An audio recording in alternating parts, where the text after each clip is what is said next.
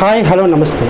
ఇప్పుడు మనం విజయనగరం జిల్లా జనసేన స్పోక్స్ పర్సన్, మాటలను తోటాల్లా ఉపయోగించేటువంటి వ్యక్తి, ఒక ఫైర్ బ్రాండ్, మనకి రణస్థలంలో పవన్ కళ్యాణ్ గారి ముందే మంచి స్పీచ్ ఇచ్చినటువంటి వ్యక్తి, అలాగే ఇప్పుడు ఉత్తరాంధ్ర 3 జిల్లాలకి ఎలక్షన్ కమిటీ మెంబర్గా కూడా ఉన్నారు. ఆయన హుస్సేన్ ఖాన్ గారు మన ముందున్నారు. హుస్సేన్ ఖాన్ గారు నమస్కారం. నమస్తే సార్. ఇప్పుడు ఆయనతో మాట్లాడి మనం ఆయన యొక్క ఉద్దేశం, మన విజయనగరంలో ఎలా ఉంది, కూటమి ప్రభుత్వం ఎలా ఉంది, ఆయన దేనికి కార్పొరేట్గా ఆయన నిల్చుంటున్నారా లేదా, ఏ రకంగా రిజల్ట్ వస్తుంది అనేటువంటిది ఆయన అడిగి తెలుసుకుందాం. సార్ చెప్పండి సార్. మీరు ఇప్పుడు విజయనగరం జిల్లాకు చెందినవారు కదండి? విజయనగరం జిల్లా ఏ ఏరియా అండి? విజయనగరం జిల్లా మంది కాటవీధి అండి. కాటవీధి. ఇది ఏ వార్డు వస్తుందండి? మాది నేను పోటీ 9th division sir. 9th division. 9th division. మరి ఇక్కడుండి మీరు మించుమించు ఉత్తరాంధ్ర మొత్తం తిరిగారు. అది మేము చూసాం. పవన్ కళ్యాణ్ గారు ముందే మీరు రణస్థలంలో స్పీచ్ ఇచ్చారు. అవును సార్. మీకు అంతగా ఈ విజయనగరంలో ఉండి 3 జిల్లాలకి ఉండేటువంటి 3 జిల్లాల్లో మీరు కమిటీ మెంబర్గా ఎలా మారారు, ఏ రకంగా మీ ప్రస్థానం వచ్చిందని చెప్పగలరు? నా ప్రస్థానం అంటే నేను సామాన్య కుటుంబం నుంచి వచ్చానండి. మా నాన్నగారు ఒక సైకిల్ మెకానిక్. అయితే ఒక సైకిల్ మెకానిక్ కొడుకుగా నేను ఒక పేద కుటుంబం నుంచి వచ్చాను కనుక రాజకీయాల్లో ఇప్పుడు దాకా చూసుకున్నట్టుగైతే బాగా ఆస్తులు సంపాదన ఉన్నోళ్ళు, లేదంటే ఆల్రెడీ కుటుంబం అనేది రాజకీయంగా బ్యాక్గ్రౌండ్ ఉన్నోళ్ళు, పొలిటికల్గా వాళ్ళే వస్తున్నారు. ఉత్తరాంధ్రలో ఎక్కువ శాతం కుటుంబ రాజకీయాలు ఉన్నాయి. అంటే తాతలు, తండ్రులు, తర్వాత పిల్లలు, తర్వాత వాళ్ళ పిల్లలు, ఈ కుటుంబ రాజకీయాలని మా 3 జిల్లాల్లోనే చాలా సహజం అన్నమాట ఉత్తరాంధ్రలో. అయితే దీన్ని పుల్ స్టాప్ చేయాలి. ఎలా చేయాలంటే కొత్త యువత రావాలి, ఫ్రెష్గా ఉండాలి, రాజకీయాలకు సంబంధం లేని వాళ్ళు ఉండాలి, పాత బ్యాక్గ్రౌండ్లు గట్రా లేకుండా ఒక పేదరికం నుంచి ఎక్స్పెషల్లీ రావాలి. ఎందుకంటే రాజ్యాధికారం అనేది మాకు కావాలి, మా పేదోళ్ళకి కావాలి. ఎందుకంటే ఓట్లు వేసేది మా జనం, లైన్లో క్యూలో నిలబడేది మా జనం, కష్టపడేది మా జనం. సో అధికారం కూడా మా పేద ప్రజలకే రావాలి అనే ఒక ఉద్దేశంతో ఒక సైకిల్ మెకానిక్ కొడుకైనా ఆర్థికంగా నేను వెనకబడినా అది నాకు అడ్డు కాదని ఒక బలమైన సంకల్పంతో నేను జనసేన పార్టీలో రావడం జరిగింది. అక్కడి నుంచి ఒక్కొక్క మెట్టు ఎక్కుకుంటూ ఈరోజు నేను జిల్లా లెవెల్లో కానీ ఉత్తరాంధ్ర 3 జిల్లాలు కలిపి ఎలక్షన్ కమిటీ మెంబర్గా పవన్ కళ్యాణ్ గారు నన్ను గుర్తించి నాకు ఈ అవకాశం ఇవ్వడం జరిగింది. మీరు ఎప్పుడు సార్ వచ్చారు జనసేనలోకి? సార్ నేను జనసేన పార్టీ పవన్ కళ్యాణ్ గారు పార్టీ స్థాపించినప్పటి నుంచి ఉన్నాను. 2014 నుంచి పార్టీలో మేము అందరం ఉన్నాం. పార్టీలో ఉన్నారు. అప్పటి నుంచి మీరు సేవలు చేస్తున్నారు. అప్పటి నుంచి మేము పార్టీ పరంగా ప్రజల పవన్ కళ్యాణ్ గారిని మీరు ఎన్నిసార్లు కలిశారు? పవన్ కళ్యాణ్ గారిని మేము 4 times కలిశాను సార్. 4 times కలిసారు. అందులోని నాకు మధురమైన జ్ఞాపకం ఏదంటే పవన్ కళ్యాణ్ గారికి ప్రజా పోరాట యాత్రలో 2018లోని కోట దగ్గర వర్షం పడుతుంది, చాలా పెద్ద వర్షం. పవన్ కళ్యాణ్ గారు వచ్చినప్పుడు నేను స్టేజ్ ఎక్కుతుంటే నాకు అక్కడ బౌన్సర్లు సెక్యూరిటీ ఉంటుంది కదా, వాళ్ళు ఆపేశారు పైకి ఎక్కనీకంట. ఇప్పుడు కళ్యాణ్ గారే సార్ నా వైపు చూసి ఆ అబ్బాయిని పంపించండి పైకి అన్నారు. మిమ్మల్ని గుర్తించారు? నన్ను గుర్తించి పైకి రమ్మన్నారు. అప్పుడు ఆనందాన్ని నేను ఎప్పుడు జరిగిందండి? ఏ సంవత్సరం? 2018లో జరిగింది. అది నేను వ్యక్తపరచడానికి కూడా ఆ 2-3 రోజుల వరకు నాకు నిద్ర పట్టలేదు. అంటే ఒక తెలియని ఒక ట్రాన్స్లోకి వెళ్ళినట్టుగా ఒక ఆనందం మాట. అరే నా నాయకుడు, నేను అభిమానించే నాయకుడు నన్ను అతనే పిలిచాడు, స్వయంగా పిలిచి పైకి తెప్పించుకున్నాడని చెప్పి ఒక ఆనందంలోని చాలా హ్యాపీగా ఫీల్ అయ్యాను. దాని తర్వాత మా జిల్లా ఒక మీటింగ్ కండక్ట్ చేశారు విజయవాడలో. అప్పుడు మా జిల్లా నాయకులందరం మేము వెళ్ళాం. ఆ రోజు ఒక రూమ్లో కూర్చున్నాం. రూమ్లో కూర్చుంటే సడన్గా కళ్యాణ్ గారు వచ్చారు. కళ్యాణ్ గారు వచ్చి మాట్లాడుతూ నన్ను లేపారు. నీ పేరే కదా హుస్సేన్ ఖాన్ అని అడిగారు. అవును సార్ నా పేరు హుస్సేన్ ఖాన్ అన్నారు. మీ పేరేం పేరు అని అడగలేదు? నీ పేరే కదా హుస్సేన్ ఖాన్ అన్నారు. అంటే అంత పర్టికులర్గా మీరు అన్నారు. గుర్తున్నాను.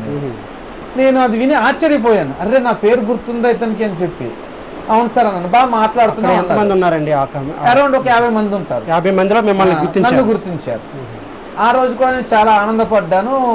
పవన్ కళ్యాణ్ గారు ఒక పార్టీ అధ్యక్షులు, నేను ఒక సామాన్యుడిని, సైకిల్ మెకానిక్ కొడుకుని, అంటే ఒక ఎమ్మెల్యే ఎంపీ కొడుకుని గుర్తుపట్టడం వేరు. అలా అలా డబ్బు ఉన్నోళ్ళు, రాజకీయాల్లో ఉన్నోళ్ళు ఖర్చు చేశారు.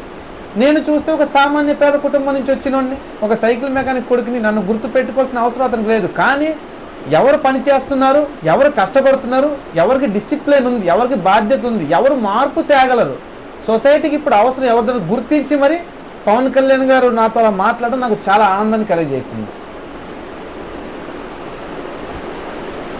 అంటే పవన్ కళ్యాణ్ గారి దగ్గర మీకు ఇప్పుడు గుర్తింపు ఉంది, మీరు ఎవరో తెలుసు. గుర్తింపు జరిగిన తర్వాత, అంటే పవన్ కళ్యాణ్ గారు మీకు ఎవరో తెలిసిన తర్వాత మిమ్మల్ని ఎప్పుడైనా ఆయన పిలవడం కానీ, లేదంటే మీకు ఏదైనా బాధ్యత అప్పగించడం కానీ చేశారా? బాధ్యత అప్పచెప్పడం అయితే జరిగింది సార్. జరిగింది, స్టార్టింగ్ నుంచి జరిగింది. నేను చేసే వర్క్ బట్టి నాకైతే స్టార్టింగ్ పార్టీలోనే విజయనగరం జిల్లాకి సోషల్ జస్టిస్ అని సామాజిక న్యాయ విభాగం వేశారు. నాకు జిల్లాకి జాయింట్ కన్వీనర్గా వేశారు. కళ్యాణ్ గారు ఆదేశాల మేరకే నాకు అది పడింది. ఎన్ని నెలలు చేశారు మీరు అది? సార్ అది కంటిన్యూగా అవుతున్నాయి అన్నమాట. అది కంటిన్యూ అయింది. దాని తర్వాత మళ్ళీ కొత్త కమిటీలు వచ్చి నాకు అన్ని కమిటీలోనే ఎలక్షన్లో మళ్ళీ కమిటీ వేశారు. పార్లమెంట్ వర్కింగ్ కమిటీ మెంబర్గా నాకు అవకాశం ఇచ్చారు. పవన్ కళ్యాణ్ గారు మిమ్మల్ని గుర్తించి పైకి రమ్మన్నారంటే మీరు ఏదో చేసి ఉంటారు కదా? అవును. ఏంటి మీరు ప్రజలకి ఏం చేశారు, లేదంటే ఆయన దగ్గర మీకు గుర్తింపు ఏ రకంగా సంపాదించగలిగారు? సార్ ఇప్పుడు పవన్ కళ్యాణ్ గారి దగ్గర నాకు గుర్తింపు రావడం గల కారణం ఏంటంటే నేను నిష్పక్షపాతంగా ప్రజాసేవకై ఎక్స్పెషల్లీ బడుగు బలహీన వర్గాల రాజ్యాధికారం నా ధ్యేయం. ఆ ధ్యేయంతోనే నేను వచ్చాను రాజకీయాల్లోకి. అయితే ఆ అవకాశం ఇచ్చే ఏకైక పార్టీ జనసేన పార్టీ కనుక నేను ఆ పార్టీలో ఎంచుకొని నేను మెప్పు పొందడానికి పనులు చేయను ఎవరి దగ్గర. అంటే మనం ఫలానా నాయకుడినో అతన్ని ఇంప్రెస్ చేయాలని కాకుండా నా బాధ్యత, నా కర్తవ్యం ఏంటి, ఆ పని నేను చేసుకుంటూ పోతుంటాను. దాన్ని బట్టి గుర్తింపు అనేది ఆటోమేటిక్గా వచ్చింది. కళ్యాణ్ గారు నాకు అలాగే గుర్తించారు. ఇప్పుడు వార్డులో సమస్యలైనా, నియోజకవర్గంలో అయినా, జిల్లాలో అయినా నేను చాలా సమస్యల మీద పోరాటం చేశాను. నేను పోరాటం చేసిన ప్రతి సమస్యలో విజయం సాధించాను. ఈ విషయం నేను గర్వంగా చెప్పుకోగలను. ఇది నా జిల్లాలో ఉండే నాయకులకైనా, రాష్ట్రంలో ఉండే నాయకులు అందరికీ తెలిసింది. ఎందుకంటే ఇప్పుడు సోషల్ మీడియా ఉంది. ఎవరు ఏం పని చేశారు, ఎవరు నిజం చెప్తున్నారు, ఎవరు అబద్ధం చెప్తున్నారు, అంతా ఓపెన్, క్లియర్ కట్. మనం ఇందులో అబద్ధం చేయడానికో మార్ఫింగ్ చేయడానికో లేదు.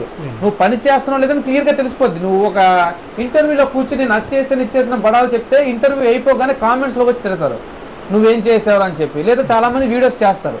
నాకు అలాగా భయం లేదు. ఎందుకంటే నేను గ్రౌండ్ లెవెల్లో పనిచేసే వ్యక్తిని, ప్రజల్లో మమేకమై ఉంటాను. చాలా సమస్యలు, వీధుల్లో రోడ్లైనా, కాలువలైనా, లైట్లైనా, స్కూల్లో ఏమైనా సమస్యలున్నా, లేదా మంచినీళ్ళు సమస్యలున్నా, వార్డులో నీళ్ళు రాకపోతే ట్యాంకర్లు తెప్పిస్తాను. ఏమైనా కాలువలు క్లీన్ లేకపోతే పిలిపించి కాలువలు క్లీన్ చేయిస్తాను. పవర్ లేకపోతే పవర్ తెప్పిస్తాను. లైట్ లేకపోతే లైట్లు తెప్పిస్తాను. ఏ సమస్య ఉంటే ఆ సమస్య నా దగ్గర వచ్చిన వాళ్ళు ఎవరునో ఆ సమస్య తీరకుండా వెనక్కి తిరిగింది లేదు. అంటే మీరు మీ వార్డు వరకే హెల్ప్ చేశారా? నేను వార్డు వరకు కాదండి, నేను నా జిల్లా స్థాయిలోనే వెళ్ళాను. ఇంకా నాకు శక్తి భగవంతుడు ఇచ్చి పవన్ కళ్యాణ్ అవకాశం ఇస్తే రాష్ట్ర స్థాయిలో కూడా నేను పోరాటం చేయడానికి సిద్ధంగా ఉన్నాను. సేవ చేయడానికి నేను పక్క నియోజకవర్గాల్లో కూడా చేశాను. మనకి నెల్లిమర్ల నియోజకవర్గంలో చూసుకుంటే కుమ్లీలోని అక్కడ మనకు ఒక ఏరియా ఉంది, కుమ్లీ అని ఒక ఏరియా ఉంది. గులాబ్ తుఫాన్ అని మనకు ఒకటి వచ్చిందండి ఇటు సైడ్ ఉత్తరాంధ్ర సైడ్ విజయనగరం జిల్లాలో. గులాబ్ తుఫాన్ వచ్చినప్పుడు వరి పంటలు నష్టపోయాయి బాగా. నా కాన్స్టిట్యున్సీ కాదు అది, నెల్లిమర్ల కాన్స్టిట్యున్సీ. కానీ నేను ఎక్స్పెషల్గా గులాబ్ తుఫాన్ వచ్చినప్పుడు అక్కడ పంట పొలాలని పరిశీలించి అక్కడ పర్యటించి దానికి సంబంధిత అధికారులకి విన్నవించుకొని పంట నష్టపరిహారాన్ని ఇప్పించడం జరిగింది. అక్కడ మీరు నెల్లిమర్ల మీరు వెళ్ళేటప్పుడు అక్కడ సంబంధించిన అధికారులు మీకు రెస్పాండ్ అయ్యారా? అదే చెప్తున్నాను కదా, ఇది వైసీపీ గవర్నమెంట్ లో జరిగింది. అప్పుడు ఉద్దూత్ తుఫాన్ వచ్చిన వైసీపీ గవర్నమెంట్ ఉంది. సో అప్పుడు నేను వెళ్ళడం జరిగింది, అధికారుల దృష్టికి తీసుకెళ్ళడం జరిగింది, నష్టపరిహారం కూడా రిలీజ్ అయ్యింది. సో నా నియోజకవర్గం లేదా నా వార్డు అని కాదు, నేను నా వార్డులు నియోజకవర్గం దాటి సమస్య ఎక్కడ ఉంటే అక్కడ నేను వెళ్తానండి. అది నా నియోజకవర్గం అవ్వచ్చు, పక్క నియోజకవర్గం అవ్వచ్చు, పక్క జిల్లా అవ్వచ్చు, నా రాష్ట్రంలో ఎక్కడైనా అవ్వచ్చు. కళ్యాణ్ గారు అవకాశం ఇస్తే మొత్తం 26 జిల్లాలు కూడా నేను తిరుగుతాను. నాకు ఆ సమస్య లేదు. ఎందుకంటే సమస్యలు తీర్చడానికి రాజకీయాల్లో వచ్చాం. అంటే పేరు కోసం, గుర్తింపు కోసం, లేదా ఇంకేదో వేరేవి చూసుకొని కాదు. ఒక సామాన్య పేద వ్యక్తిని. సో కనుక కష్టాలు నష్టాలు తెలుసు. ఒక పేద కుటుంబం నుంచి వచ్చాను. సో అందువల్ల నాకు తెలుసు.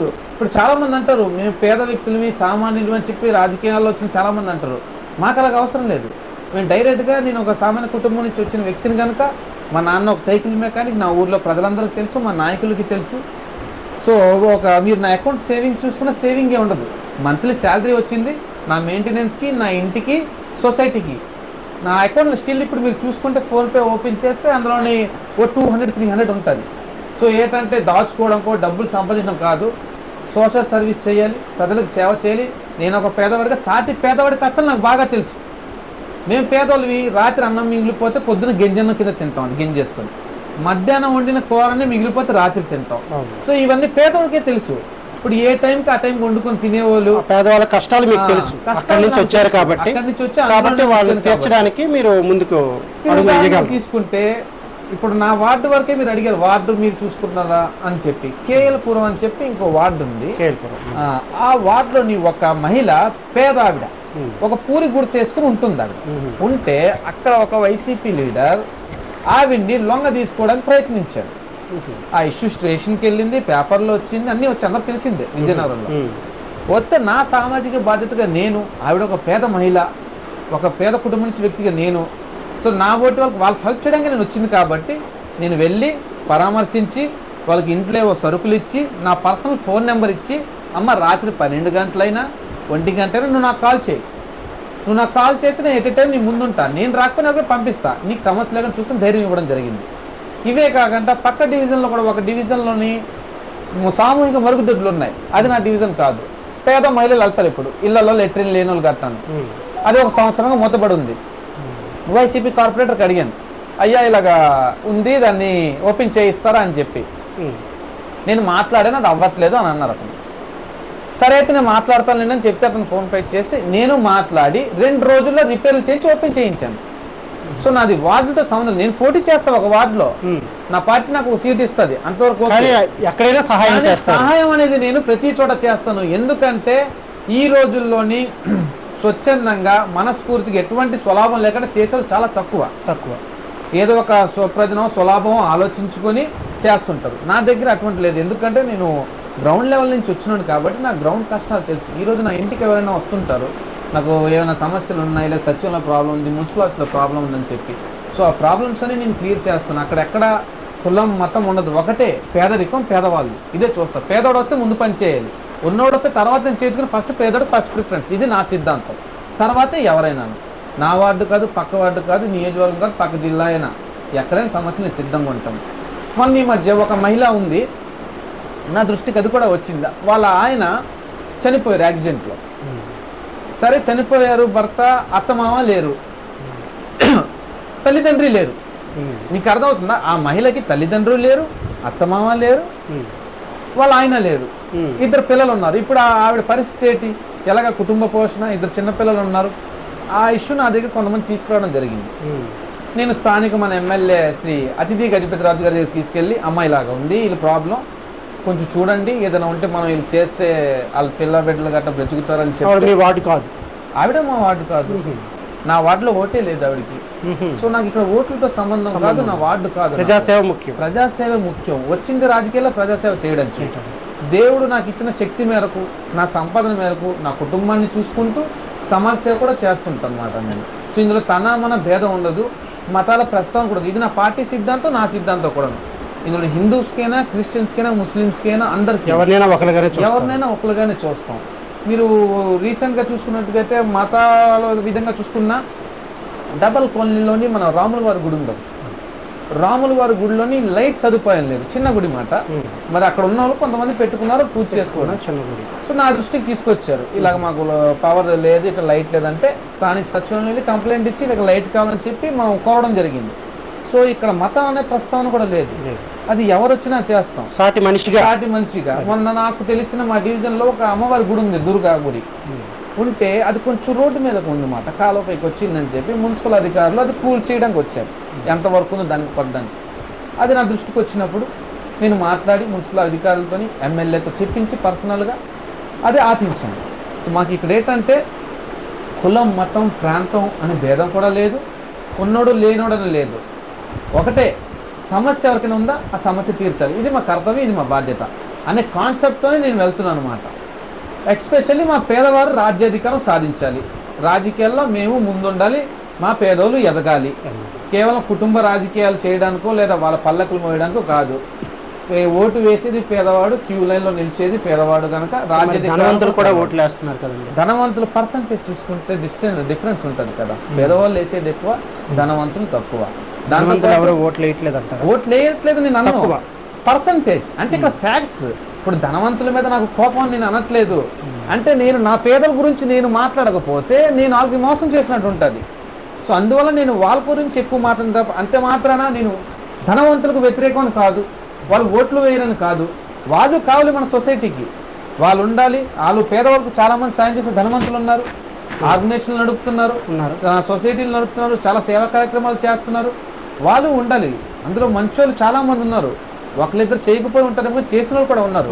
నేను ధనవంతుల గురించి వ్యతిరేకంగా ఇదిగా చెప్పట్లేదు, కాకపోతే పేదవాళ్ళ తరఫున తీసుకురావాలి. ఒక పేదవాడిగా పేదవాళ్ళ తరఫున మాట్లాడడానికి వాయిస్ ఉండాలి, బలమైన వాయిస్. ఆ వాయిస్ నేను అవ్వాలని నేను కోరుకుంటున్నాను. సరే, ఇప్పుడు మీరు 2014లో మీరు రాజకీయాల్లోకి వచ్చారన్నారు.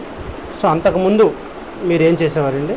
సార్ అంతకుముందు అంటే మాకు స్టార్టింగ్ నేను పుట్టిందే జనసేన పార్టీలో సార్.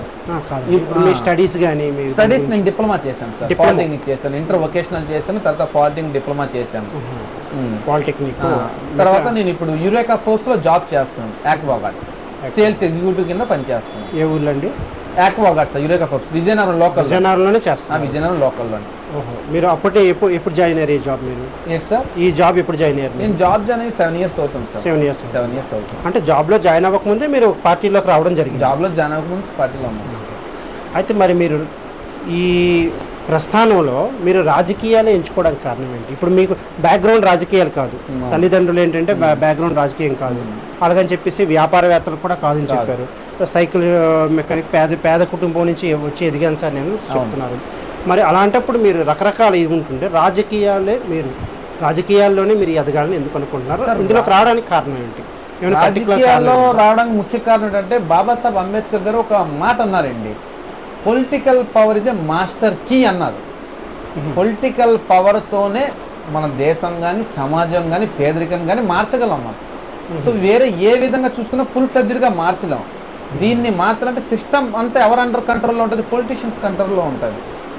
సో పొలిటీషియన్, రాజకీయ నాయకులు రాజకీయ పార్టీలో వస్తేనే మన సమాజాన్ని కానీ సొసైటీని కానీ పేదరికాన్ని కానీ పేదోళ్ళ హక్కులు మాట్లాడడం కానీ మనం చేయగలం కనుక రాజకీయాలు ఎంచుకోవడం జరిగింది. అంటే ఇందులో వాయిస్ గట్టిగా ఉంటుందని? వాయిస్ గట్టిగా ఉంటుంది. సరే, రాజకీయాల్లోకి వచ్చారు మీరు, మరి జనసేన ఎందుకు ఎంచుకున్నారు? సార్ జనసేన ఎందుకు ఎంచుకోవడం అంటే ముఖ్యంగాను ప్రాంతీయ పార్టీలు ఇవన్నీ, కానీ ప్రాంతీయ పార్టీల్లోని జాతీయ భావం ఉన్న ఏకైక పార్టీ జనసేన పార్టీ. అంటే ఇవి ఎంతవరకు స్టేట్ వరకే చూసుకుంటాయి, జాతీయ భావాలు చాలా తక్కువ ఉంటాయి మాట. అంటే స్టేట్ కంట్రీ లెవెల్ ఇష్యూస్ మీద ఫోకస్ చెయ్యవు, మాట్లాడవు. మిగతా పార్టీలు తక్కువ ఉంటుంది compare to Janasena. So Janasena ప్రాంతీయ పార్టీ అని జాతీయ భావాలు ఎక్కువ. సో దేశం మొత్తం ఈ మధ్య తెలిసింది మనకి జాతీయ భావాలు ఎక్కువ. గెలిచిన తర్వాత మనకి గెలిచిన తర్వాత కాదు, మీరు ఈ క్వశ్చన్ లో మీరు మళ్ళీ ఒకసారి రీచెక్ చేసుకోవాలి. ఎందుకంటే పవన్ కళ్యాణ్ గారు ముందు నుంచి అతని సిద్ధాంతాలు కానీ పాత స్పీచ్లు చూస్తే మీరు అందులోని జాతీయ భావాలున్న ప్రాంతీయ పార్టీని ఎక్స్పెషల్లీ మెన్షన్ చేయడం జరిగింది. మీరు చూసుకున్నట్టు కదా మన సైడ్ పార్టీలన్నీ తెలుగు పార్టీలు తెలుగులోనే ఉంటాయి రాసి, లేదా తమిళ్లో ఉంటాయి. కానీ జనసేన ఒకటి తెలుగులోని, ఇంగ్లీష్లోని, హిందీలో కూడా రాసుంటే మీరు వెనకట లోగోలో కూడా చూసుంటే. సో పార్టీ పెట్టినప్పటి నుంచి మాకు ఈ భావాలు ఉన్నాయి. దాంతోపాటు జనసేన పార్టీ ఎందుకు ఎంచుకోవడం అంటే ఆల్రెడీ ఉన్న పార్టీలోని పెద్ద పెద్ద నాయకులు ఉన్నారు, బడా బాబులు ఉన్నారు, వారసత్వం వచ్చిన ఉన్నారు, వాళ్ళ పిల్లలు నెక్స్ట్ జనరేషన్ అందరూ రెడీగా ఉన్నారు. జనసేన అనేది ఒక ఫ్రెష్ పార్టీ. దీంట్లోని కొత్త వాళ్ళకి అవకాశం ఉంది. పవన్ కళ్యాణ్ గారు ఒక మాట అన్నారు, రబ్బర్ చెప్పులు వేసుకున్న కుర్రోళ్ళతో రాజకీయం చేయిస్తామన్నారు. అది కరెక్ట్గా నాకు సింక్ అయింది. ఎందుకంటే ఒక ఆర్థికంగా నేను ఒక సైకిల్ మెకానిక్ కొడుకుగా రబ్బర్ చెప్పులు వేసుకుని ఒక పేదరికంలో ఉన్నోడిని ఒక 10 లక్షలు పెట్టమంటే ఇప్పుడు సడన్గా నీ పెట్టలేరు. సో ఇలా మాలాంటి వాళ్ళకి ఏ పార్టీ ఛాన్స్ ఇస్తుందంటే జనసేన పార్టీ అని నాకు అనిపించింది ఆ టైంలో. పవన్ కళ్యాణ్ గారు పేదలకు అవకాశం ఇస్తానన్నాం, ఎక్స్పెషల్ యువతకి అవకాశాలు ఇస్తానన్నాం. సరే ఇదే మాకు కరెక్ట్ అయిన పార్టీ, ఇదే పర్ఫెక్ట్ ప్లాట్ఫామ్ అని చెప్పి జనసేన పార్టీని ఎక్స్పెషల్లీ ఎంచుకోవడం జరిగింది. అయితే పవన్ కళ్యాణ్ గారు మనం చూసినట్టుగానే పేదవాళ్ళకే, అంటే కింద నుంచి ఎదిగిన వాళ్ళకి ఎక్కువగా ఆయన స్పెషాలిటీ ఇస్తున్నారు. అలాంటి వాళ్ళకి అవకాశాలు ఎక్కువగా కల్పిస్తున్నారు. ఇది పూర్తి స్థాయిలో ఇది ప్రాక్టికల్గా సక్సెస్ అవుతుంటారా? ఇప్పుడు బ్యాక్గ్రౌండ్ ఏమీ లేకు, డబ్బులు లేకుండా మామూలుగా కష్టపడి మీదకి వచ్చి వీళ్ళకి బ్యాక్గ్రౌండ్ పాలిటిక్స్ ఏమి ఉండవు, పెద్ద ఆస్తిపరులు కాదు, వీళ్ళతోని పార్టీని ముందుకు తీసుకెళ్ళి గెలవటం అనేటువంటిది ప్రాక్టికల్గా జరుగుతుంది సార్. ఉదాహరణకు నేనే ఉన్నాను. ఇప్పుడు నార్మల్గా నేను పొలిటికల్గా లేకపోతే నా మాట మున్సిపల్ ఆఫీస్లో సచివాలయంలో వినరు, కలెక్టర్ ఆఫీస్లో వినరు, పోలీస్ డిపార్ట్మెంట్. ఇప్పుడు మనం ఉన్నాం, మా బ్యాక్గ్రౌండ్ ఏమీ లేదు. అశోక్ గజపతి గారు ఉన్నారు, బ్యాక్గ్రౌండ్ ఉన్నాయనే వ్యక్తి. ఆయన ఏదనుకున్నా ఇక్కడ సాధించగలరు. ఎందుకంటే ఆయన రూలింగ్ మేము చూసాం. విజయనగరంలో ఏదనుకున్నా ఏ పని చేయాలని టక్మని చేయగలరు ఆయన. అంటే మనకి ఆ పవర్ ఉంది ఆయనకి. అలాగే కొంతమంది ధనికులు ఉన్నారు. ఇప్పుడు జనసేనలోనే వేరే ఒక ధనికుడు ఉన్నారు, అశోక్ గజపతి గారంత కెపాసిటీ ఉన్న ఒక ఆయన వచ్చారు అవును జనసేనలో. వచ్చి నా దగ్గర లక్షల కోట్లు ఉన్నాయి, అవును కొన్ని కనీసం కోట్లు నేను ఖర్చు పెట్టగలను, అవును అదేవిధంగా నా వెనకన మా డాడీ ఆల్రెడీ రాజకీయాల్లో ఉన్నాం కాబట్టి మేము నించుంటాం అని చెప్పేసి మీ కార్పొరేటర్గా కానీ లేదా జడ్పీటీసీగా కానీ ఏదైనా నించుంటే అవును వాళ్ళకి ఎక్కువ ప్రిఫరెన్స్ ఇస్తామా, లేదా ఏ డబ్బులు లేకుండా బ్యాక్గ్రౌండ్ పాలిటిక్స్ లేకుండా మామూలుగా వచ్చేటువంటి వ్యక్తికి ప్రిఫరెన్స్ ఇస్తాము. సేవ ఇద్దరు ఒకలాగే చేస్తున్నారు. ఒక రకంగా చెప్పాలంటే ఏది లేని ఆయన సేవ ఎక్కువ చేస్తున్నారు. వీళ్ళిద్దరిలో ఎవరికి ప్రిఫరెన్స్ ఇస్తారు? సరే, మీరు అడిగింది నాకు అర్థమైంది. అయితే నేను క్లియర్ గా స్పష్టంగా సుత్తిలేదని చెప్తాను. ఇప్పుడు జనసేన పార్టీ దీని మీద ఒక స్పష్టంగా కొన్ని ఆర్డర్స్ కూడా ఇవ్వడం జరిగింది. ఇప్పుడు పార్టీ గెలిచాక చాలా మంది పెద్ద పెద్దోళ్ళు వస్తున్నారు. అయితే పవన్ కళ్యాణ్ ఎస్పెషల్లీ ఏంటన్నారంటే ప్రయారిటీ ఫస్ట్ పాత వాళ్ళకి, కష్టపడిన వాళ్ళకి, గ్రౌండ్ లెవెల్లో ముందు నుంచి ఉన్న వాళ్ళకని చెప్పి ఒక ఇన్స్ట్రక్షన్ ఇవ్వడం జరిగింది. సో దాని ప్రకారంగా పార్టీ వెళ్తుంది. ఇప్పుడు మీరు చెప్పినట్టుగా అశోక్ గారు అంత పెద్ద లీడర్ మా పార్టీలో వచ్చినా అతనికి ప్రయారిటీ ఇస్తూ ముందున్న కూడా ఖచ్చితంగా ఇతనికి ఏమాత్రం తగ్గకంట అవకాశం ఉంటే కొంచెం చేసుకుంటూ వెళ్తారు తప్ప అలాగ ఉండదు మీరు అడిగినట్టుగా. అయితే ఒకటిసారి ఇంతకు ముందు మీరు అరెస్ట్ అయ్యారని విన్నాం. ఏంటి, ఎందువల్ల జరిగింది అది ఏంటంటే సార్, అది నేను నవ్వాలో లేదా ఏడవాలో అర్థం కావట్లేదు, ఆనందపడాలో అది తెలియట్లేదు. ఒక విధంగా నేను ఆనందపడాలనుకుంటున్నాను, ఒక విధంగా ఇదేంటి మరి ఈ విధంగా ఈ మాత్రం ఆలోచించకండి ఇలా చేశారు అనిపిస్తుంది. అది జరిగింది ఏంటంటే అప్పుడు ఉన్న వైసీపీ గవర్నమెంట్లోని హోమ్ మినిస్టర్ గారి మీద ఒక వ్యక్తి ట్విట్టర్లోని కామెంట్స్ చేసి అన్పార్లమెంట్ లాంగ్వేజెస్ వాడడం జరిగింది. ఒక వ్యక్తి ఆవిడని ఉద్దేశిస్తూ ట్యాగ్ చేస్తూ, దురదృష్టవశాత్తు ఏం జరిగిందంటే ఆ ట్వీట్ చేసిన వ్యక్తి పేరు హుసేన్. మీ పేరే? నా పేరు హుసేన్.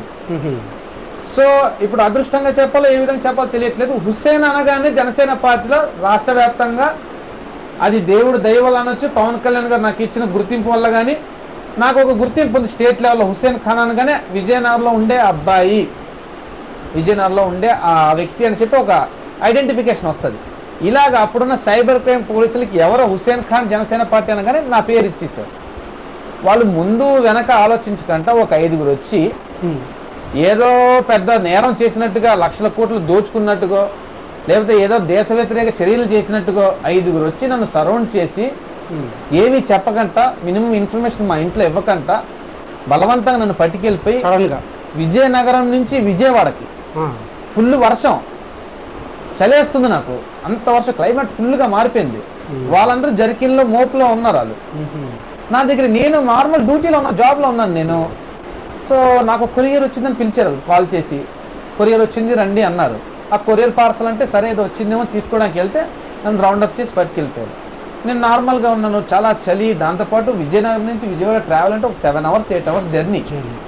మొబైల్ తీసుకున్నారు నా దగ్గర నుంచి. తప్పు ఏడ్ చేసిన అడిగితే చెప్పట్లేదు సమాధానం. ఇక్కడి నుంచి విజయవాడ దగ్గరలో చేరిపోతా అన్నప్పటికీ ట్వీట్ చేసినవి చూపించారు, నువ్వు ఇదిగో ట్వీట్ చేశారని చెప్పి చూపించగానే నేను స్టన్ అయిపోయాను. ఒకసారి నాకు తెలుసు ఆ అకౌంట్ నాది కాదని.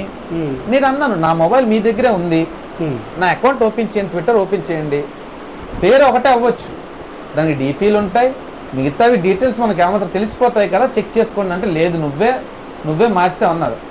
సరే వీళ్ళు తీసుకెళ్ళినా నేను తప్పు చేయలేదు, సో నేను భయపడాల్సిన అవసరం లేదు. ఒకసారి మనం రాజకీయాల్లోకి వచ్చాక ప్రజల సేవ చేద్దామని, సామాజిక బాధ్యత ఇలాంటి బోల్డ్ వస్తాయి, ఫేస్ చేయాలని నేను ముందే ఫిక్స్ అయి ఉన్నాను, డిసైడ్ అయి ఉన్నాను. సో ఆ విధంగా తీసుకెళ్లారు. అయితే లేట్ అనుకున్నారంటే జనసేన పార్టీ అప్పుడు అధికారంలో వైసీపీ ఉంది, పెద్దగా ఉండదు, ఈ అబ్బాయి చూస్తే ఇంకా కుర్రవాడు, బ్యాక్గ్రౌండ్ ఎట్ లేదు, ఎవరు రారు ఏమీ చేయరు అనుకున్నారు. ఆ రోజు లక్కీగా మా విజయనగరం ఇన్ఛార్జ్ జనసేన పార్టీ శ్రీ పాలవలస యశస్విని గారు, నాకు విజయనగరం నుంచి విజయవాడకి పోలీసులు తీసుకెళ్ళక ముందే విజయవాడ స్టేషన్కి మాకు లాయర్ వెళ్ళిపోయారు. అంటే నేను ఇంకా రీచ్ అవ్వాలి స్టేషన్కి, అప్పుడే మా లాయర్ వెళ్ళిపోయి మా పర్సన్ మీరు తీసుకొచ్చారంటే విజయ్ నుంచి వచ్చారంటే పోలీసులు షాక్ అయిపోయారు. అక్కడ మీ పర్సనే రాలేదు, అప్పుడే మీకు ఇన్ఫర్మేషన్ వెళ్ళిపోయిందా, మీరు వచ్చేసారు అప్పుడే, లేదు మార్నింగ్ వస్తారు, మార్నింగ్ రండి అని చెప్పారు. మార్నింగ్ నేను నాకు స్టేషన్ తీసుకెళ్ళడం జరిగింది. స్టేషన్లో అక్కడే పడుకున్నాను, లోన్ పడుకుని తెల్లారైంది. తెల్లారేసి నేను కళ్ళు తెరగానే మా విజయనగరం నుంచి ఒక లాయర్ వచ్చారు. మా అన్నయ్య, మా మాయ గారు, దాంతోపాటు లాయర్, మా మేడం గారు పంపించారు. ఓకే వీళ్ళందరికీ తెలిసిపోయింది మ్యాటర్. నాకు ఎప్పుడైతే లాయర్ వచ్చారో తెలియగానే అందరికీ తెలిసింది. సో మా పార్టీ అలర్ట్లో ఉంది, ఓకే యాక్షన్ తీసుకుంటే దీని మీద నేను ఫిక్స్ అయ్యాను. పొద్దున మళ్ళీ ఒక లాయర్ వచ్చారు. మరొక 2 hours అవ్వగానే డైరెక్ట్గా హైకోర్టు నుంచి లాయర్ వచ్చారు. రాగానే స్టేషన్లో వాతావరణం మారిపోయింది ఒకేసారి. అలా ఏంటనుకున్నారంటే కుర్రాడు లేతగా ఉన్నాడు, చిన్న కుర్రాడు, పట్టుకెళ్ళిపోతే ఎవరైతే అడగరు, అది కూడా జనసేన పార్టీ ఏదో అభిమానులు అయి ఉంటారు అనుకున్నారు. కానీ ఒక బలమైన సిద్ధాంతం గల నాయకుడిని పట్టుకుంటే ఎలాగుంటుంది, దాని ఇంపాక్ట్ ఎంత ఉంటుంది అనేది ఆ రోజు వాళ్ళకి తెలిసింది. 3 లాయర్లు వచ్చేసరికి వాళ్ళు షాక్ అయిపోయి, తమ్ముడు ఇష్యూ ఇంతమంది హైకోర్టు లాయర్ వచ్చేయడం ఏంటి, ఇంతమంది లాయర్లు వచ్చేయడం ఏంటి, ఇంతమంది అవసరం లేదు అని చెప్పి, తర్వాత నువ్వు కాదని మాకు తెలిసిందని చెప్పి సారీ చెప్పి నన్ను రిలీజ్ చేయడం జరిగింది. ఎన్ని రోజులు మీకు రిమాండ్లో ఉంచారు? అంటే 1 dayలో అయిపోయింది. ఇదంతా 1 dayలో అయిపోయింది. మీ జర్నీతో కలిపి 1 dayలోనే. అంటే మీరు చూసుకోండి, మా లీగల్ టైం మీరు మీకు ఏ వెహికల్లో తీసుకెళ్లారు? వాళ్ళు బస్సులో పట్టుకెళ్ళారు. ఇక్కడ నుంచి వైజాగ్ నుంచి విజయవాడ తీసుకెళ్ళారు. అటు నుంచి మళ్ళీ మీరు నేను బస్సులో వచ్చాను. మీకు ఎలాంటి అది మనమే. మరి వాళ్ళు తప్పు చేశారని వాళ్ళు ఒప్పుకున్నారు కదా, మళ్ళీ మీకు జాగ్రత్తగా చెప్పాల్సిన అవసరం వాళ్ళదే కదా. మరి ఇంకేం చెప్తాం, వైసీపీ గవర్నమెంట్లో పైన అధికారులు ఒత్తిడి, రాజకీయ నాయకులు ఒత్తిడి, వాళ్ళపైన పోలీసులకి అనడానికి లేదు. ఇప్పుడు మా ప్రభుత్వాన్ని పోలీసులు స్వేచ్ఛగా వదిలేం, వాళ్ళు ఏంటంటే తప్పు చేయడం శిక్షించమని. అప్పుడు అలా కాదు, ఒత్తిడి పైన ప్రెజర్, ఎవడో ట్వీట్ చేసాడో ఆ కుర్రాడు జీవితం నాశనం చేసేయాలి అని దీంతో ఉన్నారు.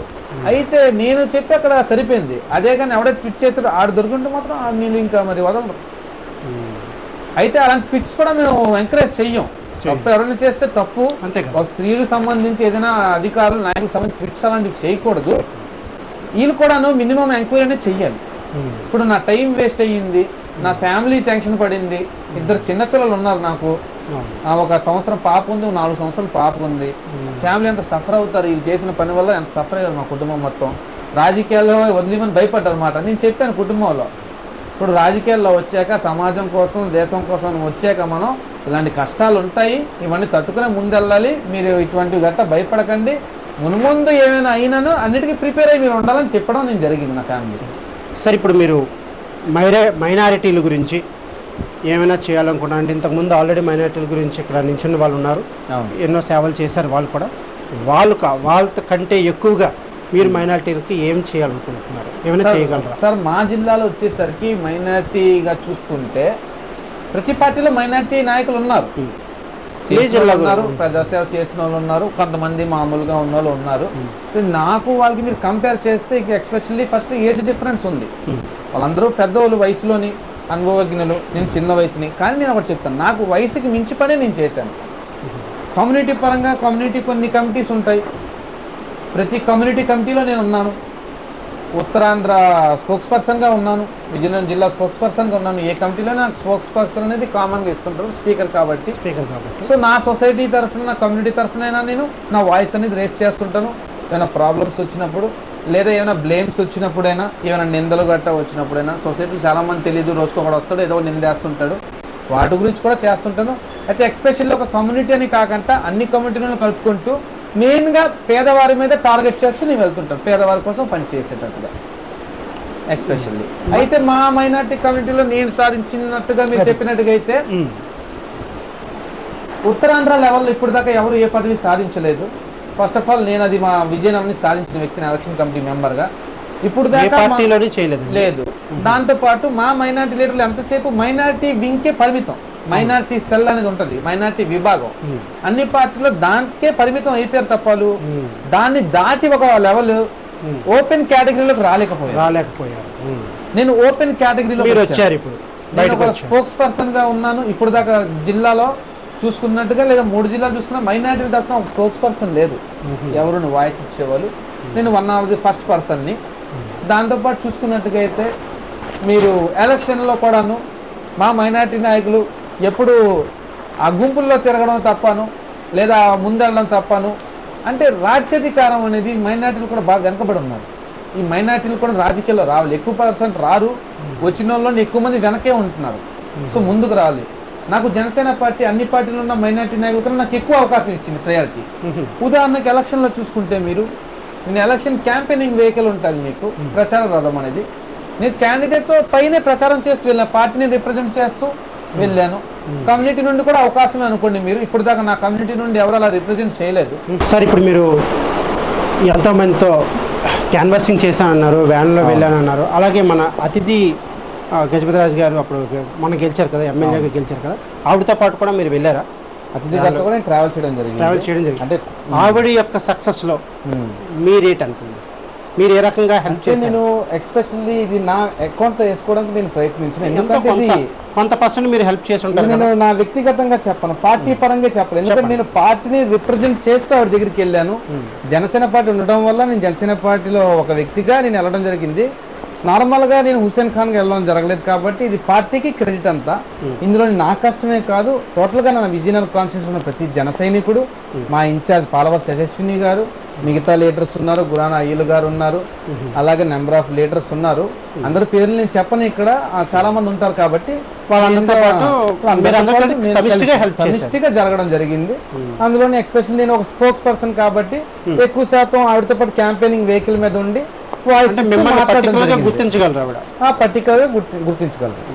మీరు కూడా స్పీచ్లు ఇచ్చారండి? నేను కూడా స్పీచ్లు ఎమ్మెల్యే గారి దగ్గర పవన్ కళ్యాణ్ గారు, చంద్రబాబు గారు మాకు ఇక్కడ కలెక్టర్ ఆఫీస్ దగ్గర వచ్చారు.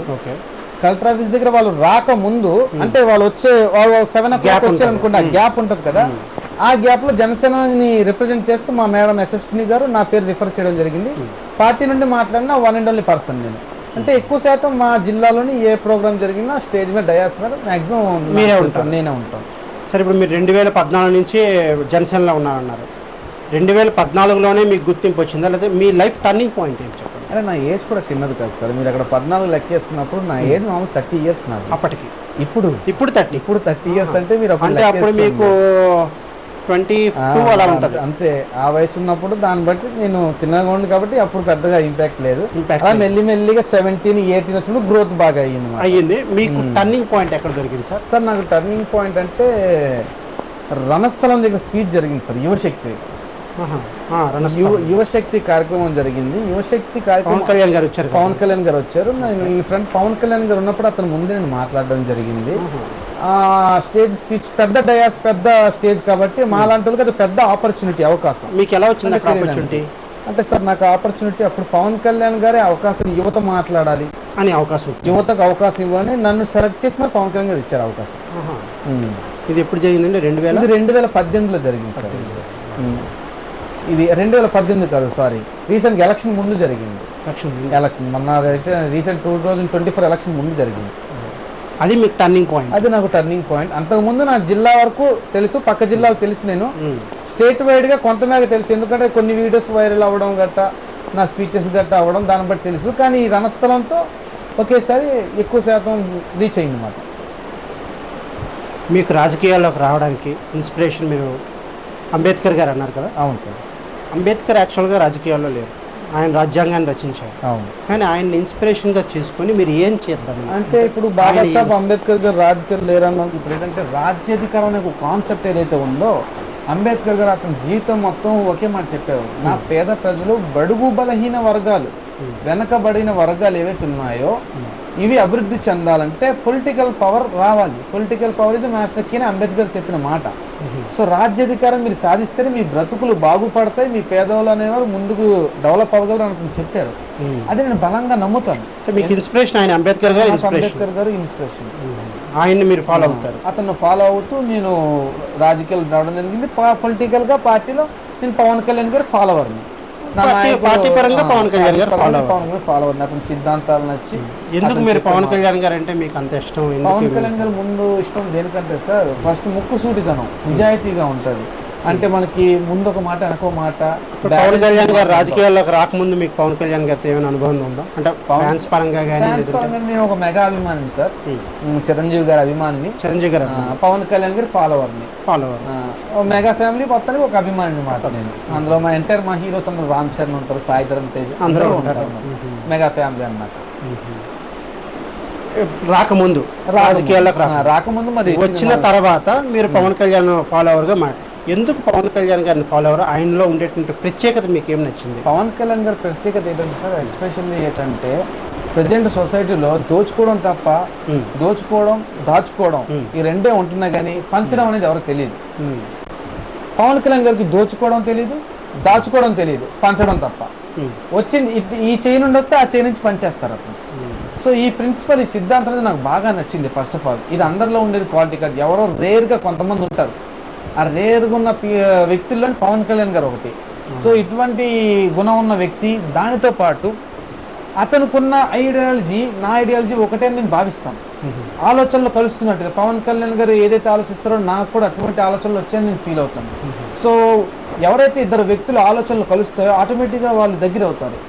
సో మనం అట్రాక్ట్ చేయబడతాం.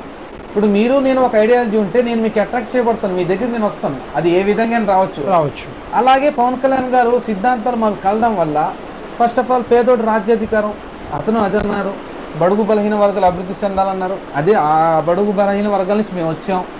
సో ఇవన్నీ మాకు సింక్ అయ్యాయి. దాంతోపాటు ఎక్స్పెషల్లీ రబ్బర్ చెప్పులు వేసుకున్న కుర్రోళ్ళతో రాజకీయం చేయిస్తానన్నాం. మేము అదే పొజిషన్లో ఉండడం, నేను అదే పొజిషన్లో ఉన్నాను. వేరే పార్టీలు మాకు ఈ ఆఫర్లు ఇస్తారు, కానీ ఏంటి కార్యకర్తల వరకు ఇస్తారు, జెండాలు మోయిస్తారు. కానీ ఏది ఒక సైకిల్ మెకానిక్ కొడుకు ఉత్తరాంధ్ర ఎలక్షన్ కమిటీ మెంబర్గా, కార్పొరేటర్ క్యాండిడేట్గా, స్పోక్స్ పర్సన్గా, సోషల్ జస్టిస్ జిల్లా జాయింట్ కన్వీనర్గా, పార్లమెంట్ వర్కింగ్ కమిటీ మెంబర్, ఇన్ని పదవులు అనేది ఇప్పుడు దాకా ఏ పార్టీలో ఇవ్వలేదు ఒక సైకిల్ మెకానిక్ కొడుక్కి. ఇది ఆల్ టైమ్ రికార్డ్ అని చెప్పచ్చు. ఎంతోమంది పేదవాళ్ళు రాజకీయాల్లో ఎదిగి వేరే వేరే పార్టీల్లో కూడా ఎదిగిన వాళ్ళు ఉన్నారు, వాళ్ళకు కూడా అవకాశాలు వచ్చాయి. మీరు బాగానే చెప్పారు. కానీ ఇది గతం, ప్రెసెంట్ కాదు, వర్తమానం కాదు. వర్తమానంలో ఆ ఛాన్స్ లేదు. వర్తమానంలో ఏ పార్టీ లేదు, ఒక జనసేనలో తప్ప. గతంలో మీరు చెప్పినట్టుగా ఎదిగిన వాళ్ళు ఉన్నారు, వచ్చిన వాళ్ళు ఉన్నారు, మనకు వాళ్ళు రోల్ మోడల్స్, ఇన్స్పిరేషన్ ఉన్నారు. కానీ ప్రెసెంట్ పార్టీలో అయితే ఒక జనసేన తప్ప ఏ పార్టీ లేదు, వేరే పార్టీలో లేదు. 100% వాళ్ళకి ఏదో బ్యాక్గ్రౌండ్ ఉండాలి, లేదా డబ్బు ఉండాలి, లేదా పొలిటికల్ గా ఏదో పేరు ఉండాలి. ఈ రకంగా ఉంటేనే వస్తుంది. ఒక ఫ్రెషర్ కి అవకాశం ఉండదు కార్యకర్తగా తప్ప. అది జనసేనలోని ఆపర్చునిటీ. ఉదాహరణ నేను మీ ముందు నేను ఉన్నాను కదా, ఇంతకన్నా ఉదాహరణ అవసరం లేదు. సార్ ఇప్పుడు మీరు జనసేనలో బాగా ఎదిగామన్నారు, మంచి సేవా కార్యక్రమాలు చేసామన్నారు, అందరికీ హెల్ప్ చేసామన్నారు. సో మీ వార్డు విజయనగరంలో 9th వార్డు కదండి మీది. ఈ 9th వార్డులో మీరు కార్పొరేటర్గా నించుంటున్నారా? అయితే మీకు ఇంత సేవ చేసామన్నారు, కానీ మీకు నాకు ఏ బ్యాక్గ్రౌండ్ లేదండి, ఎలాంటి మనీ పరంగా కూడా పెద్ద ఇది కాదు, మామూలు పేద కుటుంబం నుంచి వచ్చాను అంటున్నారు.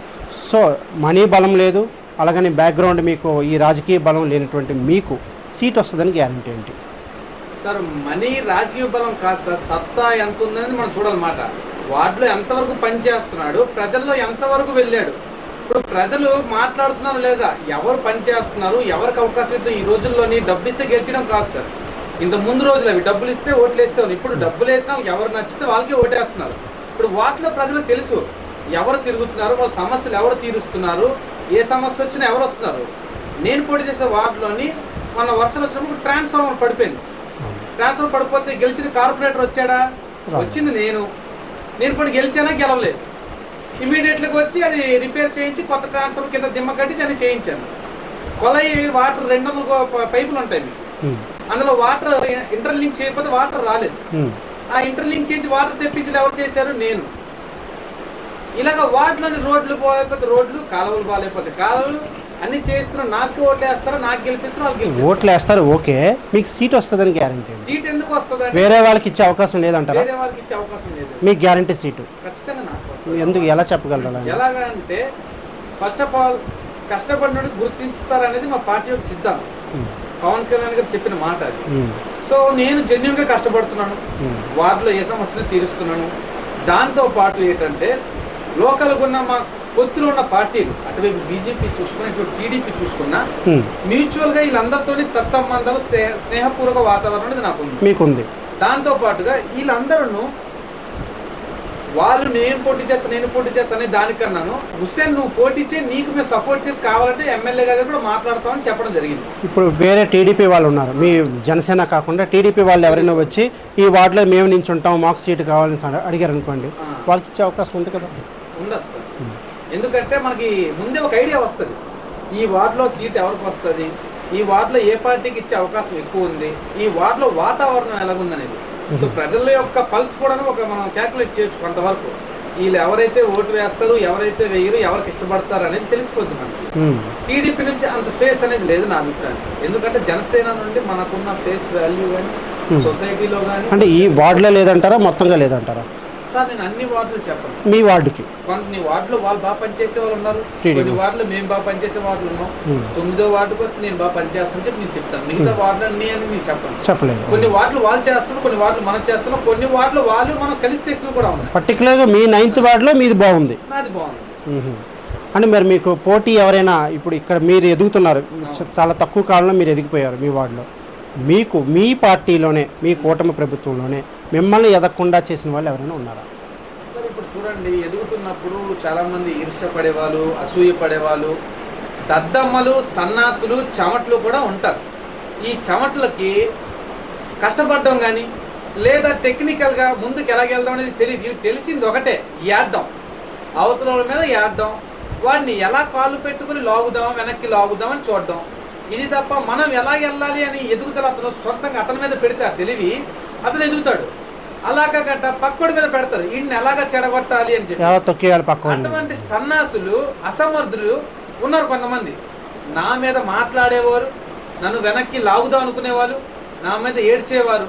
అయితే నేను ఎవరికి అన్యాయం చేయలేదు, ఎవరికి ఎటువంటి నష్టం చేయలేదు, కొన్ని ఎవరి దగ్గర డబ్బులు తిన్నది లేదు, అన్ని ఉచిత సేవ, ఫ్రీ సమాజ సేవ చేస్తాను. ఇది ఓపెన్ సీక్రెట్, అందరికీ తెలిసిందే. మరి మీరు సేవ చేస్తున్నా అన్నారు, మీ వార్డులో కూడా మీరు సేవ చేస్తున్నా అన్నారు. మరి ఈ వార్డులో మీరు యాక్చువల్గా ఇప్పుడు కార్పొరేటర్ కాదు, వైసీపీ వాళ్ళు కార్పొరేటర్. మరి ఆ వైసీపీ పర్టికులర్ కార్పొరేటర్ ఏం చేయటం లేదా సేవ ఇక్కడ? సార్ ఇప్పుడు వైసీపీ కార్పొరేటర్ చేయటం, వాళ్ళు చేస్తే ఇన్ని పనులు నేను చేసే అవసరం ఉండదు కాదు కదా. నేను వెళ్ళక ముందు బాత్రూమ్లో ఓపెన్ చేంజ్ చేస్తే నేను ఎందుకు వెళ్తాను? వెళ్ళక ముందు కుళాయిలు ఇంటర్లో కనెక్షన్ ఇచ్చేసి నేను ఎందుకు వెళ్తాను? సో ఇలా ప్రతి సమస్యలు వెళ్తే, ఇప్పుడు కేతిరెడ్డి ఉన్నాడు, ఏం చేశాడు? గడప గడపకి ఇంటింటికి వెళ్ళిపోయాడు. అమ్మా నమస్తే, దండమమ్మా, బాగున్నావమ్మా అని చెప్పి వెళ్ళి గడప గడపకి ఏమైంది? ఏమీ అవ్వలేదు అక్కడ. ఓట్లు పడ్డాయి అతనికి. ఎందుకంటే వెళ్ళి చూసి ఎక్కడెక్కడ ల్యాండ్లు ఉన్నాయి, ఎక్కడ ఖాళీ స్థలాలు ఉన్నాయి, ఎక్కడ ఎవరి దగ్గర ఏ ఆస్తులు ఉన్నాయి, ఇలాంటివి సర్వేలు చేయడానికి వెళ్ళినట్టు తప్ప నిజంగా జెన్యున్ గా చేస్తే ఆ వైసీపీ, అది కేతిరెడ్డి అయినా, ఈ వార్డు కార్పొరేటర్లు అయినా, ఎవరైనాను మాకు ఈ అవకాశం, ఛాన్స్ అనేది రాదు కదా. ఈ రోజు మేము ప్రజల్లోకి వెళ్ళగలిగామన్నా ఈ అవకాశం ఇచ్చింది ఎక్స్పెషల్లీ వైసీపీ వాళ్ళే. అంటే ఇప్పుడు కేతిరెడ్డి గారు మీరు గడప గడపకి వెళ్ళారు అంటున్నారు, వాళ్ళ సమస్యలు తెలుసుకుని వదిలేసారా? ఇంకా సాల్వ్ చేయలేదు? సమస్యలు తీరిస్తే ఎందుకు ఓడిపోతాడు అతను? మరి అతను ఎంతసేపు అతను ఎలా గెలవాలో ఇది దృష్టి కాకుండా మా పవన్ కళ్యాణ్ గారి మీద సెటార్ లేయడానికి, పవన్ కళ్యాణ్ గారికి ఒక సిద్ధాంతం లేదు, పార్టీ పెట్టిన సంవత్సరాలు లేదు, ఒక స్ట్రక్చర్ లేదు అన్న పెద్ద మనిషి ఈ రోజు ఎక్కడ కూర్చున్నాడు వెళ్ళి? సో దేవుడు నోరిచ్చాడు, నాలికిచ్చాడు, నరం లేని నాలిక, దుమ్ము లేదు, ఎటు పడితే తిప్పొచ్చు అని చెప్పి నాలుకలు మెలేసి తిప్పితే ఇలాగే ఉంటుంది పరిస్థితి. ఇలాగే కూర్చుంటారు ఇళ్లలోని. సో ఎప్పుడు ఆచి తూచి ముందు వెనక చూసి మాట్లాడాలి. ఏం మాట్లాడతాడు కేతిరెడ్డి? అసలు పార్టీ స్ట్రక్చర్ లేదంటాడు. అసలు అతనికి ఎందుకు మా పార్టీ గురించి? స్ట్రక్చర్ ఉన్న పార్టీ పరిస్థితి ఏంటి? ఈరోజు ఎన్ని సీట్లు వచ్చే వాళ్ళకి అది. సో ఏంటంటే అవతల పార్టీకి చెప్పినప్పుడు ఆలోచించాలి మాట, ఎవరితో మాట్లాడుతున్నాం, వాళ్ళ యొక్క స్టామినా ఏంటి, వాళ్ళ శక్తి ఏంటని చెప్పి. ఇక్కడ 100% స్ట్రైక్ రేట్తో వచ్చిన పార్టీ మాది. వైసీపీ పార్టీకి ఎన్ని సీట్లు వచ్చాయి? నీలి గారు 151 వచ్చాయని చెప్పి కేతిరెడ్డి లాంటి ఎంతో మంది వైసీపీ నాయకులు వచ్చారు, ప్రెస్ మీట్లు పెట్టి బండ బూతులు తిట్టారు. మేము తిట్టలేమా? మేము తిట్టగలరు, లుచ్చా నా కూడా కానీ తిట్టగలం, కానీ మేము తిట్టాం. అరే లోఫర్ అని చెప్పాలంటుంది కానీ మేము చెప్పాం. ఎందుకంటే మా పార్టీ ప్రోటోకాల్ అనేది ఒకటి ఉంటుంది. అది మా ఏంటంటే మాకు ఒక పద్ధతిలో ఒక లైన్ లోపు మాట్లాడాలి మాట. మేము ఒక పద్ధతిగా వీళ్ళలాగా లుచ్చానో, లోఫరనో, కంత్రి అని చెప్పి ఇలాంటి మాటలు మేము మాట్లాడలేం. వాళ్ళ నాయకులు ఉన్నారు చాలా మంది, నోరు తెరిస్తే బూతులు ఉంటారు, బూతు పురాణాలు, కొంతమంది బూతు అమ్మాయిని పెట్టి కూడా వీళ్ళు వీడియోలు చేయిస్తుంటారు. సో అలాంటి బూతులకి గీతులు మేము దూరంగా ఉంటాం. లేకపోతే తిట్టలేమా? ఆ పనికి మాలనాడా, ఎదవ సన్నాసి, చెమట, వెదవ అని చెప్పి వాళ్ళు చెప్పలేమా? చెప్పగలం కానీ మేము చెప్పం. ఎందుకంటే ఆ సభ్యత సంస్కారం మాకుంది. ఆడవాళ్ళు తిట్టడం, ఇంట్లో లేడీస్ని తిట్టడం, పవన్ కళ్యాణ్ గారిని తిట్టారు, వాళ్ళ అమ్మగారిని, వాళ్ళ భార్యని, వాళ్ళ పిల్లల్ని అన్ని తిట్టారు.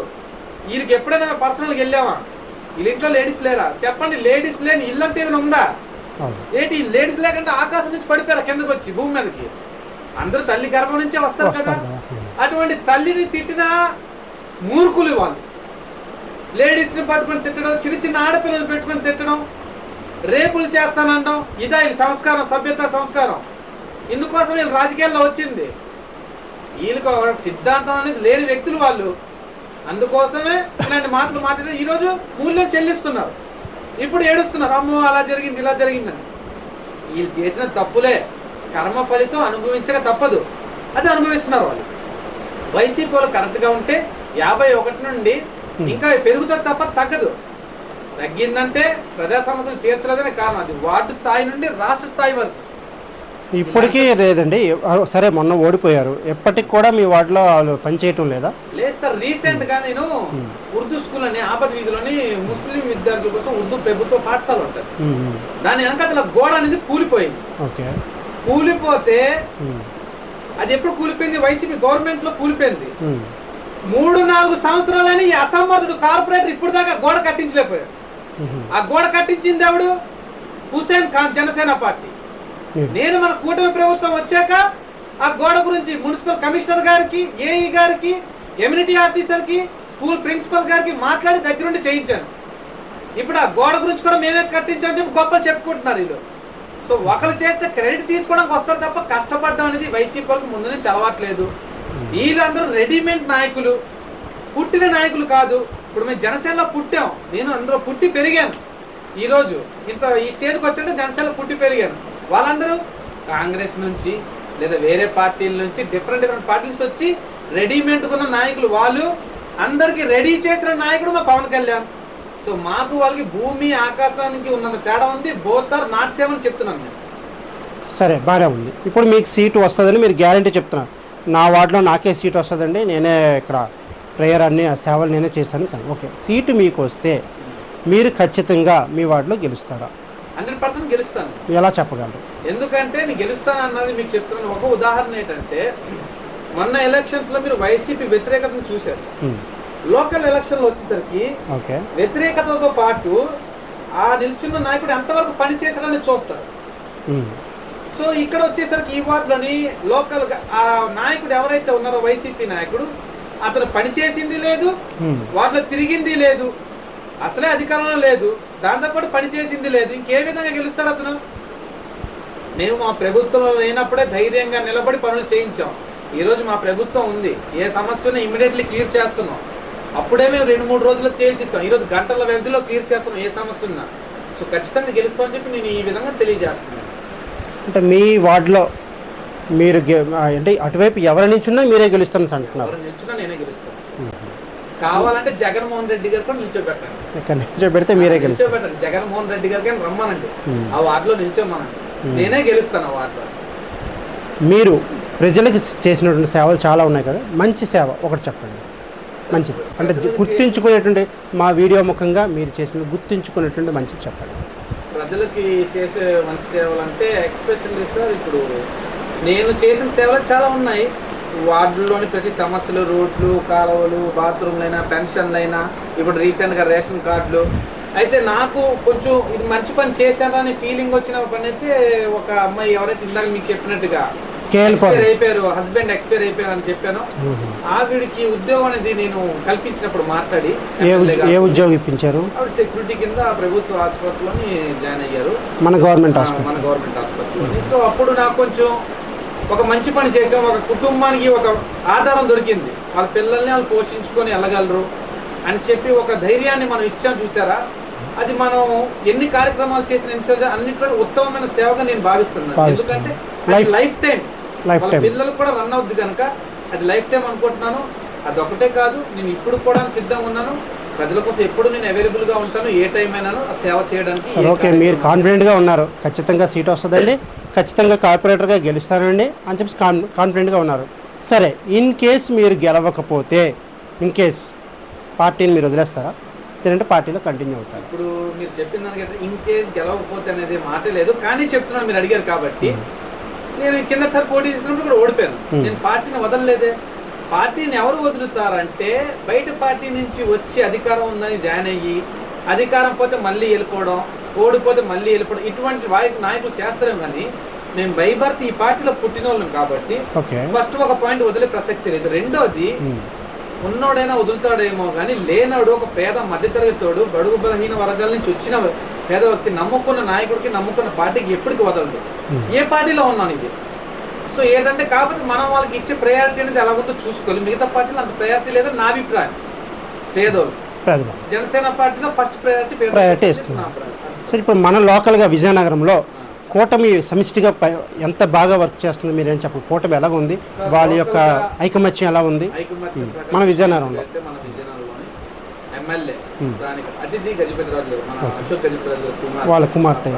అందరికీ తెలిసిందే వాళ్ళ కుటుంబం గురించి. అవును, బాగా పేరున్న వ్యక్తులు ఎంతో సేవలు చేశారు, ఎన్నో సేవా కార్యక్రమాలు, ఎన్నో దాన ధర్మాలు చేశారు, అన్నీ ఉన్నాయి. వాళ్ళ పెద్ద చరిత్రే ఉంది, వాళ్ళ గురించి మనం స్పెషల్ చెప్పవసరం లేదు. అయితే కూటమిలో ఎలాగెళ్తుందంటే వాళ్ళకి మా పాయింట్ ఆఫ్ కాంటాక్ట్ ఇక్కడ ఎవరైతే పాలవాల్సి యశస్విని గారు ఉన్నారో ప్రతి ప్రోగ్రామ్ వాళ్ళు ఏం చేస్తే మా మేడంకి ఇన్ఫార్మ్ చేస్తారు, మా మేడం ద్వారా మాకు ఇన్ఫర్మేషన్ వస్తుంది, దాని ద్వారా మేము కలిసి ఏ కార్యక్రమం అయినా రీసెంట్గా వాటర్ ట్యాంక్ ఓపెన్ చేయడం జరిగింది, ఇలాగే ప్రత్యేక బస్సు వేయడం జరిగింది, ఇలాగే అన్నా క్యాంటీన్లు ఓపెన్లు అయ్యాయి, చాలా కార్యక్రమాలు ఏ కార్యక్రమం కలిసి చేస్తున్నాం, కలిసిమెలిసి వెళ్తున్నాం, ఎటువంటి ప్రాబ్లం అనేది లేదు, చాలా చక్కగా ఉంది మా విజయనగరం. ప్రస్తుతం అంతా బాగానే ఉంది, అంతా బాగానే ఉంది. ఓవరాల్గా నాట్ మీ వార్డులోనే కాదు మొత్తం విజయనగరం మీ 3 జిల్లాలు మీకు ఐడియా ఉంది కాబట్టి మిమ్మల్ని అడుగుతున్నాం. అంతా బాగానే ఉంది, పార్టీ అంతా బాగానే ఉంది, పొత్తులోనే సమిష్టిగా ఉన్నాం. చిన్నవి ఏమైనా మనస్పర్ధలు ఉన్నాను అవన్నీ అవుతుంటాయి, ప్రతి పార్టీలు ఉంటాయి, సామరస్యం ముందుకెళ్ళిపోతాయి. ఇప్పుడు మనకి స్టేట్లో చూసుకుంటే Telugu Desam party next Janasena party కూటమి ఏర్పడ్డారు. మనం 100% స్ట్రైక్ రేట్ ఇచ్చారు, మీరు 21 మంది ఎమ్మెల్యేలను కూడా ఇచ్చారు, అలాగే బీజేపీ నుంచి కూడా తీసుకొచ్చారు ఎమ్మెల్యేని. సో మీకు మన పవన్ కళ్యాణ్ గారికి అక్కడ తెలుగుదేశంలో ఈక్వల్ వాల్యూ ఇవ్వటం అనేది జరిగిందని ఇవ్వలేదని మీరు అనుకుంటున్నారు? చూసుకున్నట్టుగా అయితే మీరు కూటమిలోని చంద్రబాబు తర్వాత సెకండ్ ఫేజ్ మీకు ఎవరిది కనిపిస్తుంది? నాకైతే పవన్ కళ్యాణ్ గారే కనిపిస్తుంది. ఆన్సర్ మీరే చెప్తారు. చూడండి, ఎప్పుడు రిపోర్టర్ మీరు అడుగుతారు, మేము చెప్పాలి, కానీ ఇది ఫస్ట్ ఇంటర్వ్యూ అనుకుంటాను.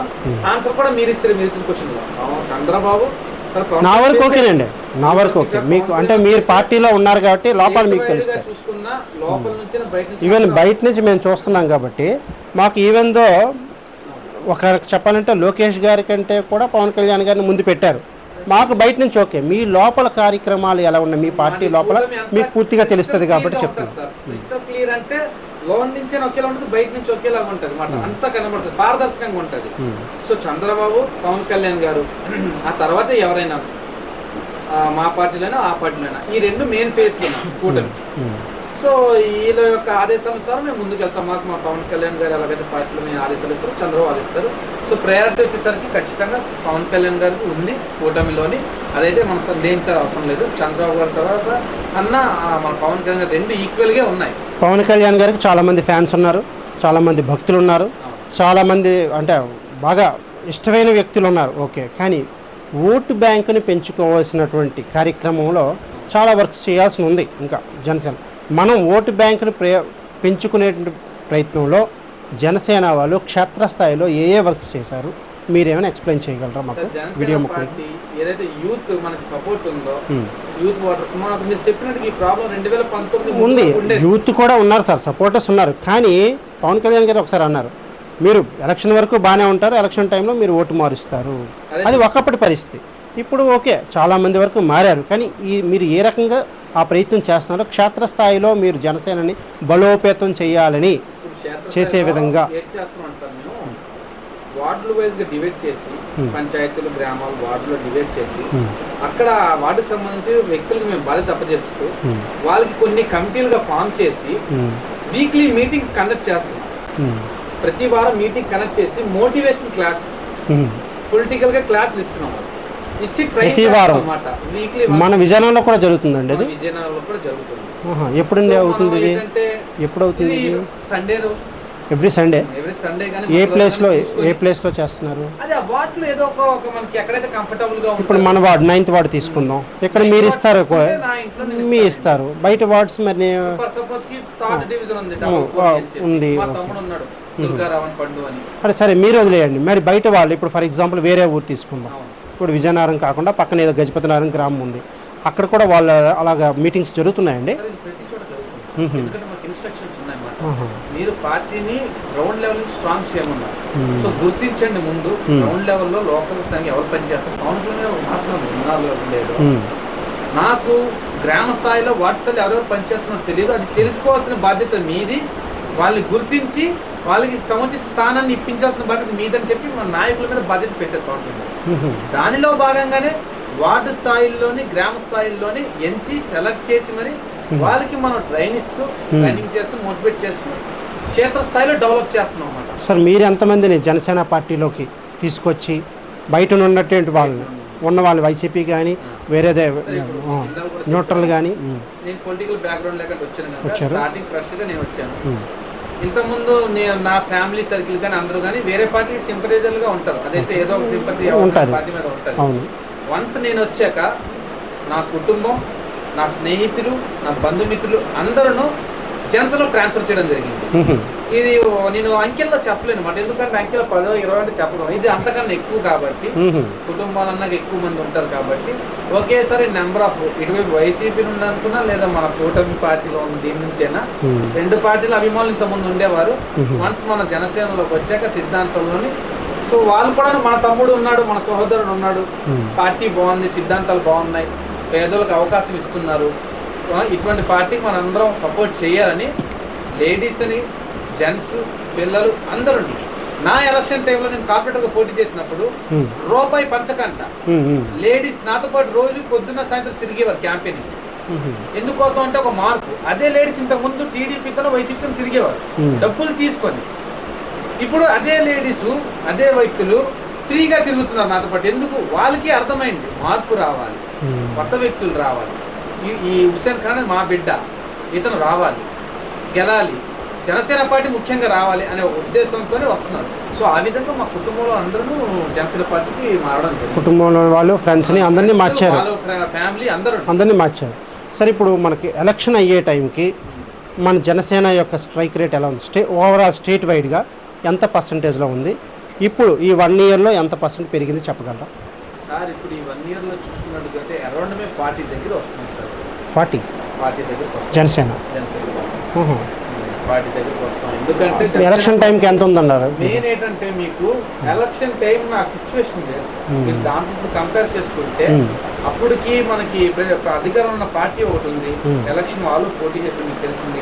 టీడీపీ మనం పోటీ చేసిన సీట్లు తక్కువ కాబట్టి మీరు దాన్ని పర్సంటేజ్ కింద క్యాల్కులేట్ చేయకూడదు. నేనైతే దాన్ని పరిగణలోకి తీసుకోను, ఎలక్షన్ తర్వాత తీసుకుంటాను. ఎందుకంటే స్టేట్ లెవెల్ గా ఉన్న ఓట్లు అందరూ ఓట్లు వేయలేదు జనసేన ఓటర్స్ అందరూ అన్ని చోట్ల వేసారు కనుక ఆ వచ్చిన పర్సంటేజ్ మనం క్యాల్కులేట్ చేస్తే తక్కువ కనిపిస్తుంది.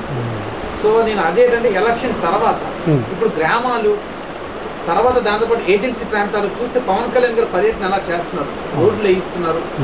అక్కడ అంతా చూసుకుంటే ఇప్పుడు యునానిమస్ వన్ సైడ్ అన్నట్టుగా అంత జనసేనలో ఉన్నారు. ఎవరికి అడిగినా జనసేన అంటున్నారు. ఇప్పుడు మా విజయనగరం సైడ్ సాలూరు కానీ, పార్పురం కానీ, కురుపం కానీ ఇవన్నీ మీకు ఏజెన్సీస్ ఏరియాలు ఇలాంటివన్నీ ఇప్పుడు జనసేన ప్యూర్ జనసేనగా అయిపోయాయి. సో ఇలా మీరు లెక్కేసుకుని వెళ్తే విలేజ్ లో పార్టీ బాగా స్ట్రాంగ్. ఒకప్పుడు విలేజ్ లో లేదన్న జనసేన పార్టీ ఈ రోజు విలేజ్ లో చాలా స్ట్రాంగ్ అయిపోయింది విలేజ్ లో. సో అలా మా వర్క్ ఉంది 1 year గా పవన్ కళ్యాణ్ గారు ఎప్పుడైతే మంత్రిగా తీసుకున్నారో అప్పటి నుంచి మీరు గ్రామాలు చేస్తున్నారు బాగా.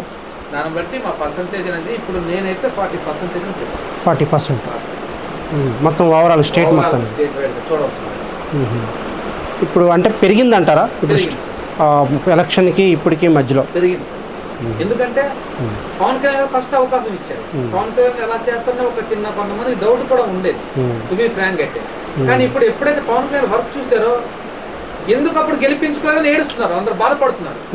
అరే అప్పుడే గెలుచుకుని ఉంటే బాగుందని, గెలిపించుంటే ఈ పార్టీకి ఎంత డెవలప్ అయి ఉందని చెప్పి.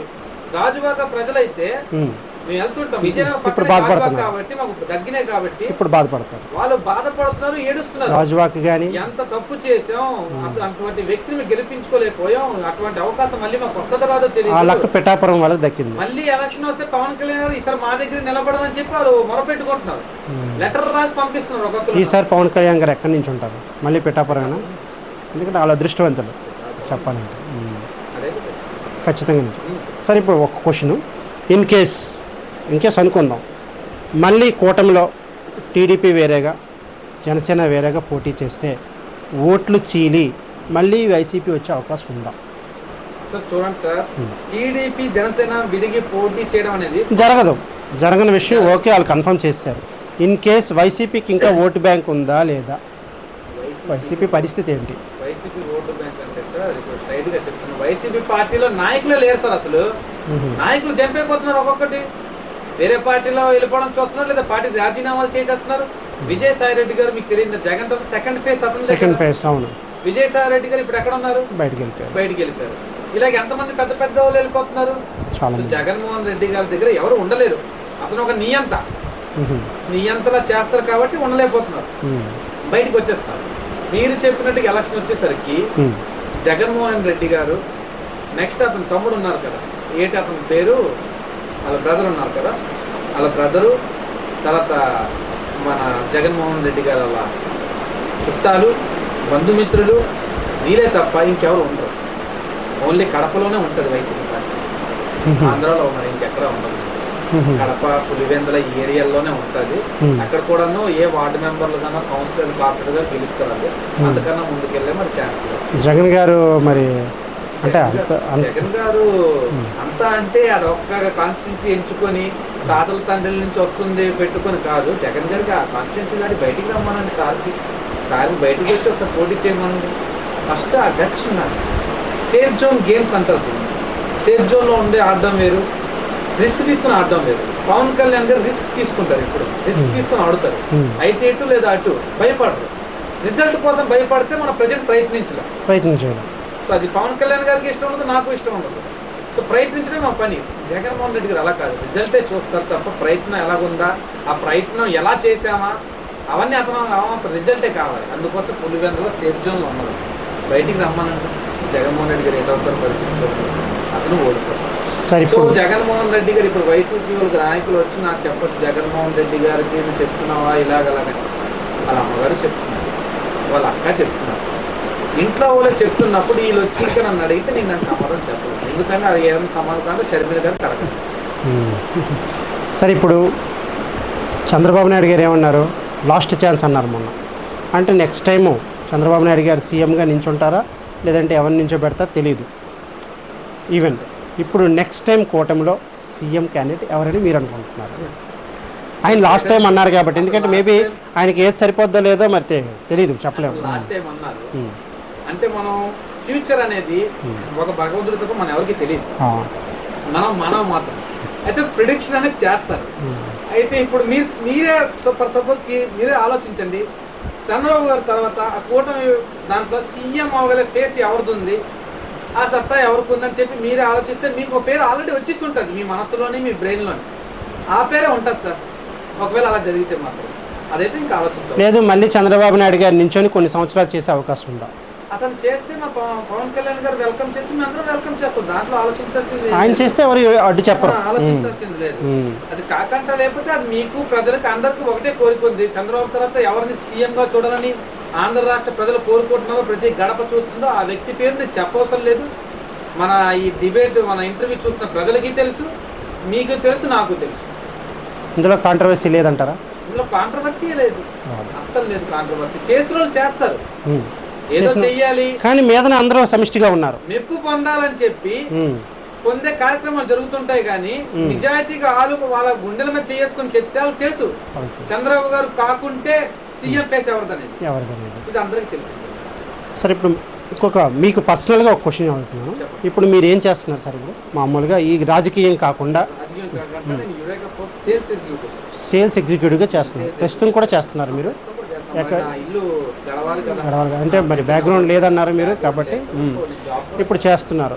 మీకు అక్కడ మీకు విజయనగరంలో చేస్తున్నారు డైలీ. ఇప్పుడు మీకు ఈరోజు హాలిడే అండి, ఎలా ఉంటుంది వర్క్? ఎలా ఉంటుంది వర్క్ ప్రాసెస్?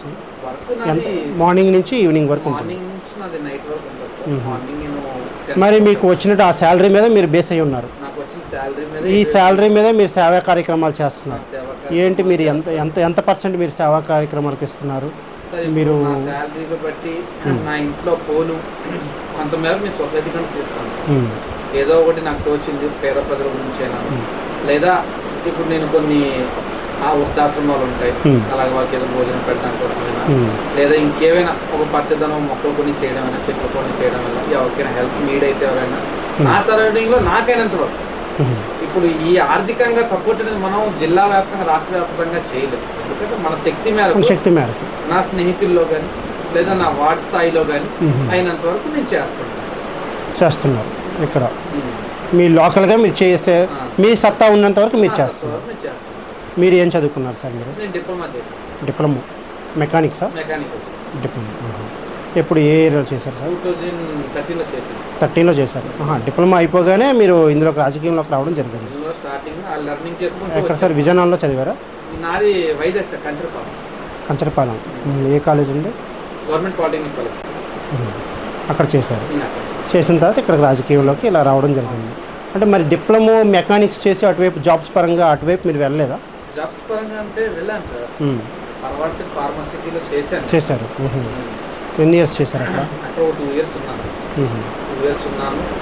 తర్వాత కొంచెం హెల్త్ కండిషన్స్ బాగాలేక రిటర్న్ మా ఊరికి వచ్చేసాను, విజయనగరం. మీ ఊరంటే ఇది సొంత ఊరండి? విజయనగరం. ఎప్పుడు ఎన్ని సంవత్సరాలు ఉన్నారు? అంటే ఫాదర్స్ 4 fathers అందరూ ఇక్కడే? ఓహో, ఈ ఏరియా. ఈ ఏరియా అందుకోసం ఈ ఏరియా వచ్చేసాను. అందుకోసం ఇక్కడ ప్రజలన్నా మనకి ఇష్టం, మన అందరూ రిలేషన్ లాగే. అంటే రిలీజియన్తో సంబంధం లేదు, క్యాస్ట్తో సంబంధం లేదు. ఇప్పుడు మీరు జనసేనలోకి వచ్చారంటే ఎంతో కొంత సేవాభావం ఉండాలి మీకు. సేవ చేస్తున్నారు కూడా మీరు ప్రజలకి, మీ సొంత ఖర్చులతో మీరు చేస్తున్నారు. ఓకే. పార్టీలోకి రాకముందు మీ కాలేజ్ డేస్లో కానీ లేదంటే మీరు మామూలుగా ఉండేటప్పుడు కానీ మీరు ఇలాంటి సేవాభావాలు ఏమైనా ఉన్నాయా? లేదంటే ఏమైనా సేవలు చేశారా మామూలుగా కాలేజీలో? నేను నాకు నేచర్ అంటే బాగా ఇష్టం సార్. నేచర్ అంటే ఓకే. పర్యావరణం ముఖ్యం. పర్యావరణం ఉంటేనే, ప్రకృతి ఉంటేనే మనకి ఈ భూమి ఉంటుంది, మానవుడు ఉంటాడు, మనిషి ఉంటాడు. సో అందువల్ల ఏంటంటే నాకు మొక్కలు నాటడం అంటే బాగా ఇష్టం. నేను చదువుకున్నప్పటి నుంచి మొక్కలు నాటుకుంటూ వచ్చేవాడిని. ఈరోజు చాలా పెద్ద పెద్ద చెట్లు అయిపోయాను నేను. డిఫరెంట్ ట్రీస్, అది మనకి జామ మొక్కలైనా, ఉసిరి మొక్కలైనా, గోరింటాకు చెట్లు, బాదం చెట్టు. రీసెంట్గా పొద్దున కూడా ఒక జామ మొక్క వేయడం జరిగింది. నిన్న ఒక మామిడి మొక్క వేసాను. సో నేను ఇలాంటి ప్రకృతికి సంబంధించి మీకు నర్సరీ ఉందండి? వేరే ప్లేస్ ఏమైనా ఉందా మీకు? అంటే వేరే ప్లేస్ లేదు. ఎక్కడ హౌసెస్ దగ్గర ఎక్కడైతే ఎక్కడో పాతలో ఇంపార్టెంట్ ఖచ్చితంగా చేస్తాను. సొసైటీ, సమాజం, ప్రకృతి, పర్యావరణం కూడా ఉండాలి. ఎందుకంటే అవి ఎందులో ఏవి లేకపోయినా మనం బ్రతకలేము కనుక కేవలం తన కోసం తన బ్రతికేవాడు స్వార్థపడడం నా అభిప్రాయం. మనకు దేవుడిచ్చిన ఈ జీవితంలోని ఎంతో కొంత సమాజానికి, కొంత ఫ్యామిలీకి, కొంత ఫ్రెండ్స్కి అని తీయాలని నా అభిప్రాయం. రేపు మనం చనిపోయాక దేవుడి దగ్గరికి వెళ్ళి నేను నీకు ఒక 60 సంవత్సరాల వయసు ఇచ్చాను, యవ్వనాన్ని వయసునిచ్చాను, తెలివినిచ్చాను, నువ్వు దీనికి ఏ కార్యక్రమాల్లో వాడావు, దీనికి ఎందుకోసం ఉపయోగించావు అని అడిగితే మనం సమాధానం చెప్పగలగాలని నా యొక్క నమ్మకం అన్నమాట. అందువల్ల నేను ఒకవైపు సొసైటీకి, ఒకవైపు నా ఫ్యామిలీకి, మరొక వైపు నా ఫ్రెండ్స్కి నా టైంలోనే డిబేట్కి అయితే ఒక టైం టేబుల్లో ఒక షెడ్యూల్లా చేసుకొని ప్రతి ఒక్కరికి టైం ఇస్తాను. ఇప్పుడు ఈరోజు మీ ఇంటర్వ్యూ అయిపోద్ది, తర్వాత నేను కొంతమంది పొలిటికల్గా లీడర్స్ కలాలి. వాళ్ళకి కలిసాక నా యొక్క ఈ ట్రీ ఛాలెంజ్ అయిపోయాక, ట్రీ ఛాలెంజ్ అనేది ఈవినింగ్ ఫ్యామిలీకి టైం ఇస్తాను. అలా వాళ్ళకి బయటికి తీసుకెళ్ళి వాళ్ళకి అయిపోయాక రాత్రికి వచ్చి ఫ్రెండ్స్కి టైం ఇస్తాను అనమాట. నైట్ ఫ్రెండ్స్ టైం అయిపోయాక ఇంక ఇంటికి వచ్చి పడుకుంటుకోవాలి. ఇలాగా రోజువారీ షెడ్యూల్ ఉంటుంది నాకు. కొంత సమాజం, కొంత నా డ్యూటీ, ఫ్యామిలీ, ఫ్రెండ్స్. ఇది నా రోజువారీ హాబీస్. అంటే ఓన్లీ స్వార్థమే కాకుండా సేవాభావం కూడా ఉండాలనేది మీ ఉద్దేశం. అయితే మీరు కాలేజ్ లెవెల్లో ఇలాంటి సేవాభావాలు ఏమైనా చేశారా? మీ కాలేజ్ లెవెల్లో? అప్పటికి ఇంత ఇది లేదు. కొంచెం యంగేజ్ లో నెలకొంటుందంటే సరదాగా సినిమాలకి వెళ్ళాలి, ఫ్రెండ్స్ తోని తిరగాలి, ఇవన్నీ ఉంటాయి. కొంచెం వయసు పెరుగుతున్న కొద్ది మెచ్యూరిటీ లెవెల్స్ కూడా పెరుగుతుంటాయి కాబట్టి బాధ్యత కూడా పెరుగుతుంటది. అదే ఇలా కాదు, మనం ఇలా చెయ్యాలి, సరే ఇప్పుడు మనకు వయసు వచ్చింది, టైం వచ్చింది, ఇప్పుడు చేయకపోతే అలా చేయలేము అనే ఒక అవగాహన పెరుగుతుంటది. రాజకీయాల్లోకి వచ్చి ప్రజలకు సేవ చేయాలనే భావన ఎప్పుడు కలిగింది? సార్ నాకు రాజకీయాల్లో వచ్చి సేవ చేయాలనే భావన ఎప్పుడు కలిగిందంటే సార్ ప్రజెంట్ ఉన్న రాజకీయ నాయకులు చూసి కలిగింది సార్ నాకు. ఎందుకంటే నేను నా చుట్టూ ఉన్న పార్టీలు చూసాను అనమాట. అప్పుడు జనసేన రాకముందు ఇటువైపు చూస్తే ఒక పార్టీ ఉంది, ఈ పార్టీలోని తిష్ట వేసుకుని ఒక పెద్ద కుటుంబాన్ని కూర్చుంది, అదే 4 తరాలుగా. సరేలే ఆ పక్క పార్టీ చూద్దాం అది ఎలాగా ఉందంటే దాంట్లో కూడా సేమ్ పొజిషన్ ఉంది. అయితే ఒక కుటుంబాలు కూర్చుంటున్నాయి, లేదా 2-3 కులాలు కూర్చుంటున్నాయి. అవి మనకి కమాండ్ చేస్తున్నాయి, మనల్ని ఏలుతున్నాయి తరతరాలుగా. మా తాతలు, మా నాన్న, నేను వదిలేస్తే రేపు నా పిల్లలకు కూడాను ఈ ఆధిపత్యం వీళ్ళు కొనసాగుతుంది. వీళ్ళకి ఏదో మనం ఓట్లు వేయడానికి పుట్టినట్టుగా నాకు అనిపించింది. ఇదేంటి వాళ్ళ పల్లకలు కూర్చుంటే మేము పల్లక మొయ్యాలా, వాళ్ళకి ఓట్లు వేయడానికి మనం పుట్టామా, ఇలా కాదే అని చెప్పి దీనికి ఏడ్ చేయాలని చెప్పి ఆలోచించారు. ఒక ఏదో లోన నేను దీన్ని మీకు వర్క్స్లో వర్ణించలేని మాట. ఒక బాధ, ఏంటి నా సొసైటీ ఇలాగుంది, నా సమాజం ఇలాగుంది, దీన్ని ఎలా మార్చాలి, ఏం చేయగలం, ఎలా చేస్తే బాగుంటుంది, ఎలా వెళ్తే బాగుంటుంది అని చెప్పి ఆలోచిస్తే రకరకాలుగాను రాజకీయాల్లో వెళ్ళాలి, ఖచ్చితంగా రాజకీయాల్లో వెళ్తేనే చేయగలం మనం, లేకపోతే చేయలేం అని చెప్పి ఒక నా మనసులో వచ్చింది ఆ మాట. వచ్చినప్పుడు నేను చుట్టుపక్కల చూసినప్పుడు నాకు జనసేన కనబడింది golden opportunity. Best party, best సిద్ధాంతాలు, బెస్ట్ పొలిటీషియన్ పవన్ కళ్యాణ్ గారు. ఈ పార్టీ అయితేనే ఈ పేదలకు మనకు న్యాయం జరుగుతుందనే ఒక బలమైన ఉద్దేశంతో రాజకీయాల్లో వచ్చాను. ఎందుకంటే రాజ్యాధికారమే అంతిమ లక్ష్యం పేదవాడికి. 2014లో మీరు రాజకీయాల్లోకి వచ్చారు. అప్పటికి మీకేమీ లేదని అంటున్నారు. మీరు వచ్చి మీరు సక్సెస్ అవ్వగలను, ఇందులో నిలదొక్కుకోగలనే నమ్మకం ఆ రోజు ఉందా మీకు? అంటే సార్ అప్పుడు నా వయసు చిన్నది, ఇంకా మామూలుగా అతను పార్టీ అనౌన్స్ చేశారు. అతను అనౌన్స్ చేయగానే నేను జనసైనికుని అయిపోయాను, రూపాంతరం చెందాను. అంతే. ఏ రకంగా మీరు జనసైనికులు అయ్యారు? ఒక ఫాలోవర్ గా రూపాంతరం చెంది అనమాట. ఎలాగైతే గొంగళ పురుగు మీకు సీతాకోక చిలకలా మారుతుంది, దాన్ని రూపాంతరం అంటారు. అదే విధంగా ఒక అభిమాని రాజకీయాలు వచ్చే అభిమానిగా ఉండకూడదు, ఫాలోవర్ గా ఉండాలి. ఫాలోవర్ గా ఉంటేనే ఫాలో అవుతుంటాడు. అభిమానికి అంచనాలు ఎక్కువైపోతాయి, హోప్స్ పెట్టుకుంటాడు, ఇలా ఉండాలి, అలా చేయాలి, ఇలా చేయాలని. ఫాలోవర్ అలా కాదు, నా నాయకుడు ఏది చెప్తే నేను దాన్ని ఫాలో అవ్వాలి, శిరసా వహించాలి. సోల్జర్ లా ఉంటుంది అనమాట. ఒక సోల్జర్ అనే వాడు తన రాజు ఏది చెప్తే దాన్ని ఫాలో చేస్తాడు. అలాగే నా రాజు, నా పవన్ కళ్యాణ్ గారు నా రాజు కాబట్టి నా నాయకుడు అతను చెప్తే ఫాలో అయ్యే ఒక సోల్జర్గా నేను మారాను. మీరు ఫస్ట్ ఎవరి ఆధ్వర్యంలో చేరారు? జనసేన పార్టీ పెట్టిన తర్వాత మీరు జనసేనలోకి వెళ్ళేటప్పుడు మిమ్మల్ని ఎవరు ఆహ్వానించారు? సార్ జనసేన పార్టీ స్టార్టింగ్ నేను ఇక్కడ మా పార్టీలోని బాలు అని చెప్పి రామకృష్ణ, తేడా రామకృష్ణ బాలు అని సీనియర్ జిల్లా నాయకులు ఉన్నారు విజయనగరం జిల్లాలోని. ఓకే. మిడతాన రవి అని ఒక అతను ఉండేవారు. సో వీళ్ళు సీనియర్ నాయకులు మా పార్టీలో. వాళ్ళు ఉన్నప్పుడు వాళ్ళ అండర్లో ఉంచారు. వాళ్ళ అండర్లో మీరు అప్పుడు కార్డు ఉండేదండి, జనసేన కార్డు? జనసేన అప్పుడు కార్డులు తయారు చేయలేదు, కార్డులు లేవు. తర్వాత వచ్చారు. అప్పుడు టీడీపీకి సపోర్ట్గా నించున్నారు కదా జనసేన వాళ్ళు, సపోర్ట్గా నించున్నాం. అప్పుడు కార్డ్స్ ఏమీ రాలేదు. అప్పటి నుంచి మీరు జనసేనలోనే ఉన్నారు. పార్టీ లేదు కాబట్టి కళ్యాణ్ గారు అనౌన్స్ చేసిన విత్ ఇన్ సెకండ్స్ లో జనసేన అందరూ జనసేన పార్టీ జనసైనికులు రూపాంతరం చెంది రెడీగా ఉన్న అతని ఆదేశాలు. అప్పుడు ఎప్పుడైతే అతని ఆదేశాలు వస్తుండేవో పార్టీ ప్రోగ్రామ్స్ చేసుకుంటూ వెళ్ళేవారు. సరే, ఇప్పుడు మరి జనసేనకు చాలామంది ఫాలోవర్స్ ఉన్నారు, భక్తు పవన్ కళ్యాణ్ గారిని దేవుడిగా చూసిన వాళ్ళు ఉన్నారు, ఫ్యాన్స్ వదిలేయండి, భక్తులు ఉన్నారు. ఇంత ఉండినప్పుడు కూడా నిన్న 2000 ఈ ఎలక్షన్ కాకుండా ముందు ఎలక్షన్లో పవన్ కళ్యాణ్ గారు ఓన్గా నించునేటప్పుడు ఎందుకు మరి తక్కువ ఓట్లు వచ్చాయి? అంటే సీట్లు ఏమి రాలేదు కదా అప్పుడు? ఒక సీట్ వచ్చింది. అంటే ఇంతమంది ఫాలోవర్స్ ఉన్నారు కదా, ఎందుకు ఎక్కడ తప్పు జరిగింది అని? మంది ఫాలోవర్స్ ఉన్నారు అన్నప్పుడు సార్ ముఖ్యంగా పవన్ కళ్యాణ్ గారిని నేను గెలాలి అనే సంకల్పం కన్నా పవన్ కళ్యాణ్ గారిని ఓడించాలి, జనసేనను ఓడించాలనే సంకల్పం ఎక్కువైపోయింది ఎంటర్ వైసీపీ పార్టీకి. అప్పుడు నాయకులందరూ మేము గెలుస్తామేదో అనవసరం, జనసేన గెలకూడదు అని చెప్పి చాలా బలంగా పనిచేశారు. ఎలాగంటే డబ్బుని నీరులాగా, మద్యాన్ని డబ్బుని అంత కష్టమైన పరిస్థితుల నుంచి పవన్ కళ్యాణ్ గారు ఎలా నిలదొక్కున్నారు మీరేం చెప్పగలరా? బలమైన సంకల్పం. ఆ సంకల్పం ఎలాంటిదంటే కొండల్లోనే పిండి చేసే సంకల్పం ఉంటుంది. ఎందుకంటే చాలా కష్టం, ఒక ఓటు ఒక సీటుతోనే ఒక పార్టీని నిలబెట్టడం అంటే మామూలు విషయం కాదు. అతను కూడా వెళ్ళిపోయారు, ఓడిపోయారు. చూస్తే క్యాడర్ అంతా నిరుత్సాహపడుతుంది అన్నప్పుడు కూడా పవన్ కళ్యాణ్ గారు రిజల్ట్ రాగానే బయటకు వచ్చి ప్రెస్ మీట్ పెట్టి ఇలాంటివన్నీ జరుగుతుంటాయి, నేను ఇలాంటివన్నీ పట్టించుకోను, యోధుడు పోరాటం మాత్రమే చూస్తాడు సార్, గెలిపోవడం తనకు అనవసరం. యుద్ధంలో దిగినప్పుడు సైనికుడు యుద్ధం చేయడానికి దిగుతాడు తప్ప ఈ యుద్ధంలో నేను గెలుస్తున్నా ఓడిపోతానని చూడదు. ఫస్ట్ నేను దిగాలి, పోరాటం చేయాలి, రిజల్ట్ అనేది తర్వాత వస్తుంది చేసిన దాన్ని బట్టి.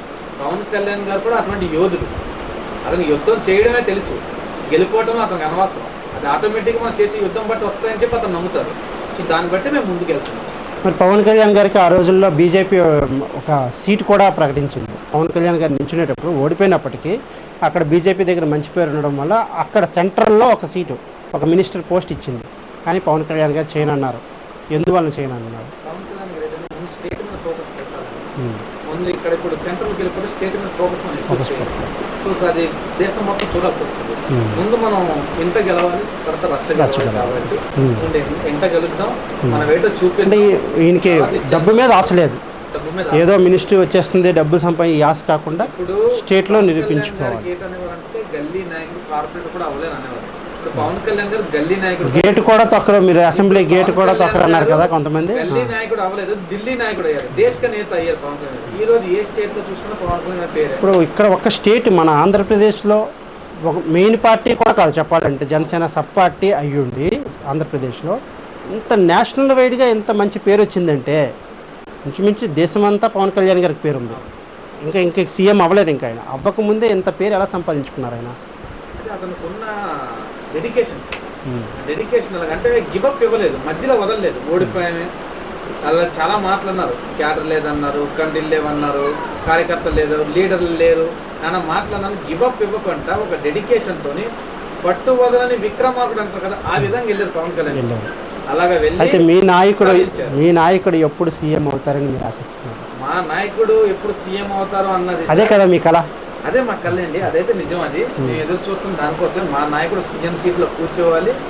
సీఎం కొణిదెల పవన్ కళ్యాణ్ గారు ఏ పార్టీలో అవ్వచ్చు, కూటమిలో అవ్వచ్చు, జనసేనలో అవ్వచ్చు, ఏదైనా ఖచ్చితంగా సార్. అది చాలా దగ్గరలోనే ఉంది. ఎప్పుడు అనేది మేము చెప్పం, అది దగ్గరలోనే ఉందని చెప్తాం. ఇంతవరకు అయితే మీకు చెప్పగలను, అది అతి దగ్గరలోనే ఉంది జరిగేది. అయితే చంద్రబాబు నాయుడు గారు కూడా పవన్ కళ్యాణ్ బాగా ఫేవర్గా ఉన్నారు కాబట్టి ఆయన కూడా కొంతమంది చెప్పారు ఆయనే పవన్ కళ్యాణ్ గారికి ఇచ్చే అవకాశం ఉందని కూడా కొంతమంది అన్నారు. అయితే కూటమిలో అవ్వచ్చు లేదా జనసేనలో అవ్వచ్చు, ఎలాగైనా అవ్వచ్చు, దగ్గరలో ఉందంటున్నారు. నేను కూడా అందుకే దగ్గరలో ఉన్నాను. ఎప్పుడు చెప్పడానికి లేదు, దగ్గరలో అది కాలం నిర్ణయిస్తుంది. అది కాలం నిర్ణయిస్తుంది. కాలాన్ని మా పవన్ కళ్యాణ్ నిర్ణయిస్తారు.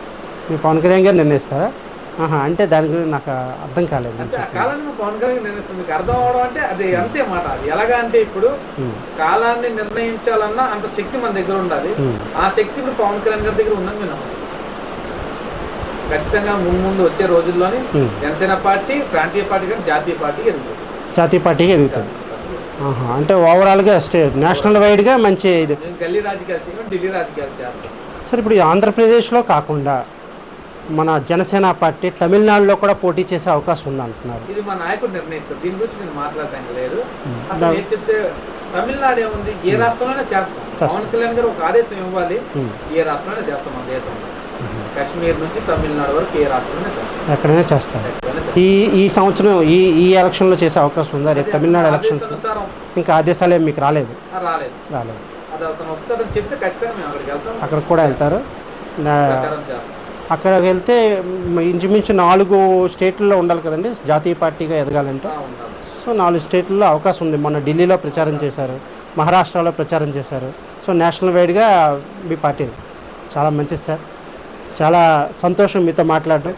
జనసేనలో మీరు కూడా ఎదగాలని, ఇక్కడ కార్పొరేటర్గా నించొని ఇక్కడ గెలవాలని, అదేవిధంగా జనసేన కూడా గెలిచి కూటమి ప్రభుత్వం మంచి పొజిషన్లో ఉండి మళ్ళీ 15 సంవత్సరాల పాటు ఈ కూటమి ప్రభుత్వం పటిష్టంగా ఉండాలని మేము కూడా కోరుకుంటున్నాం. Wish you all the best sir. Thank you so much.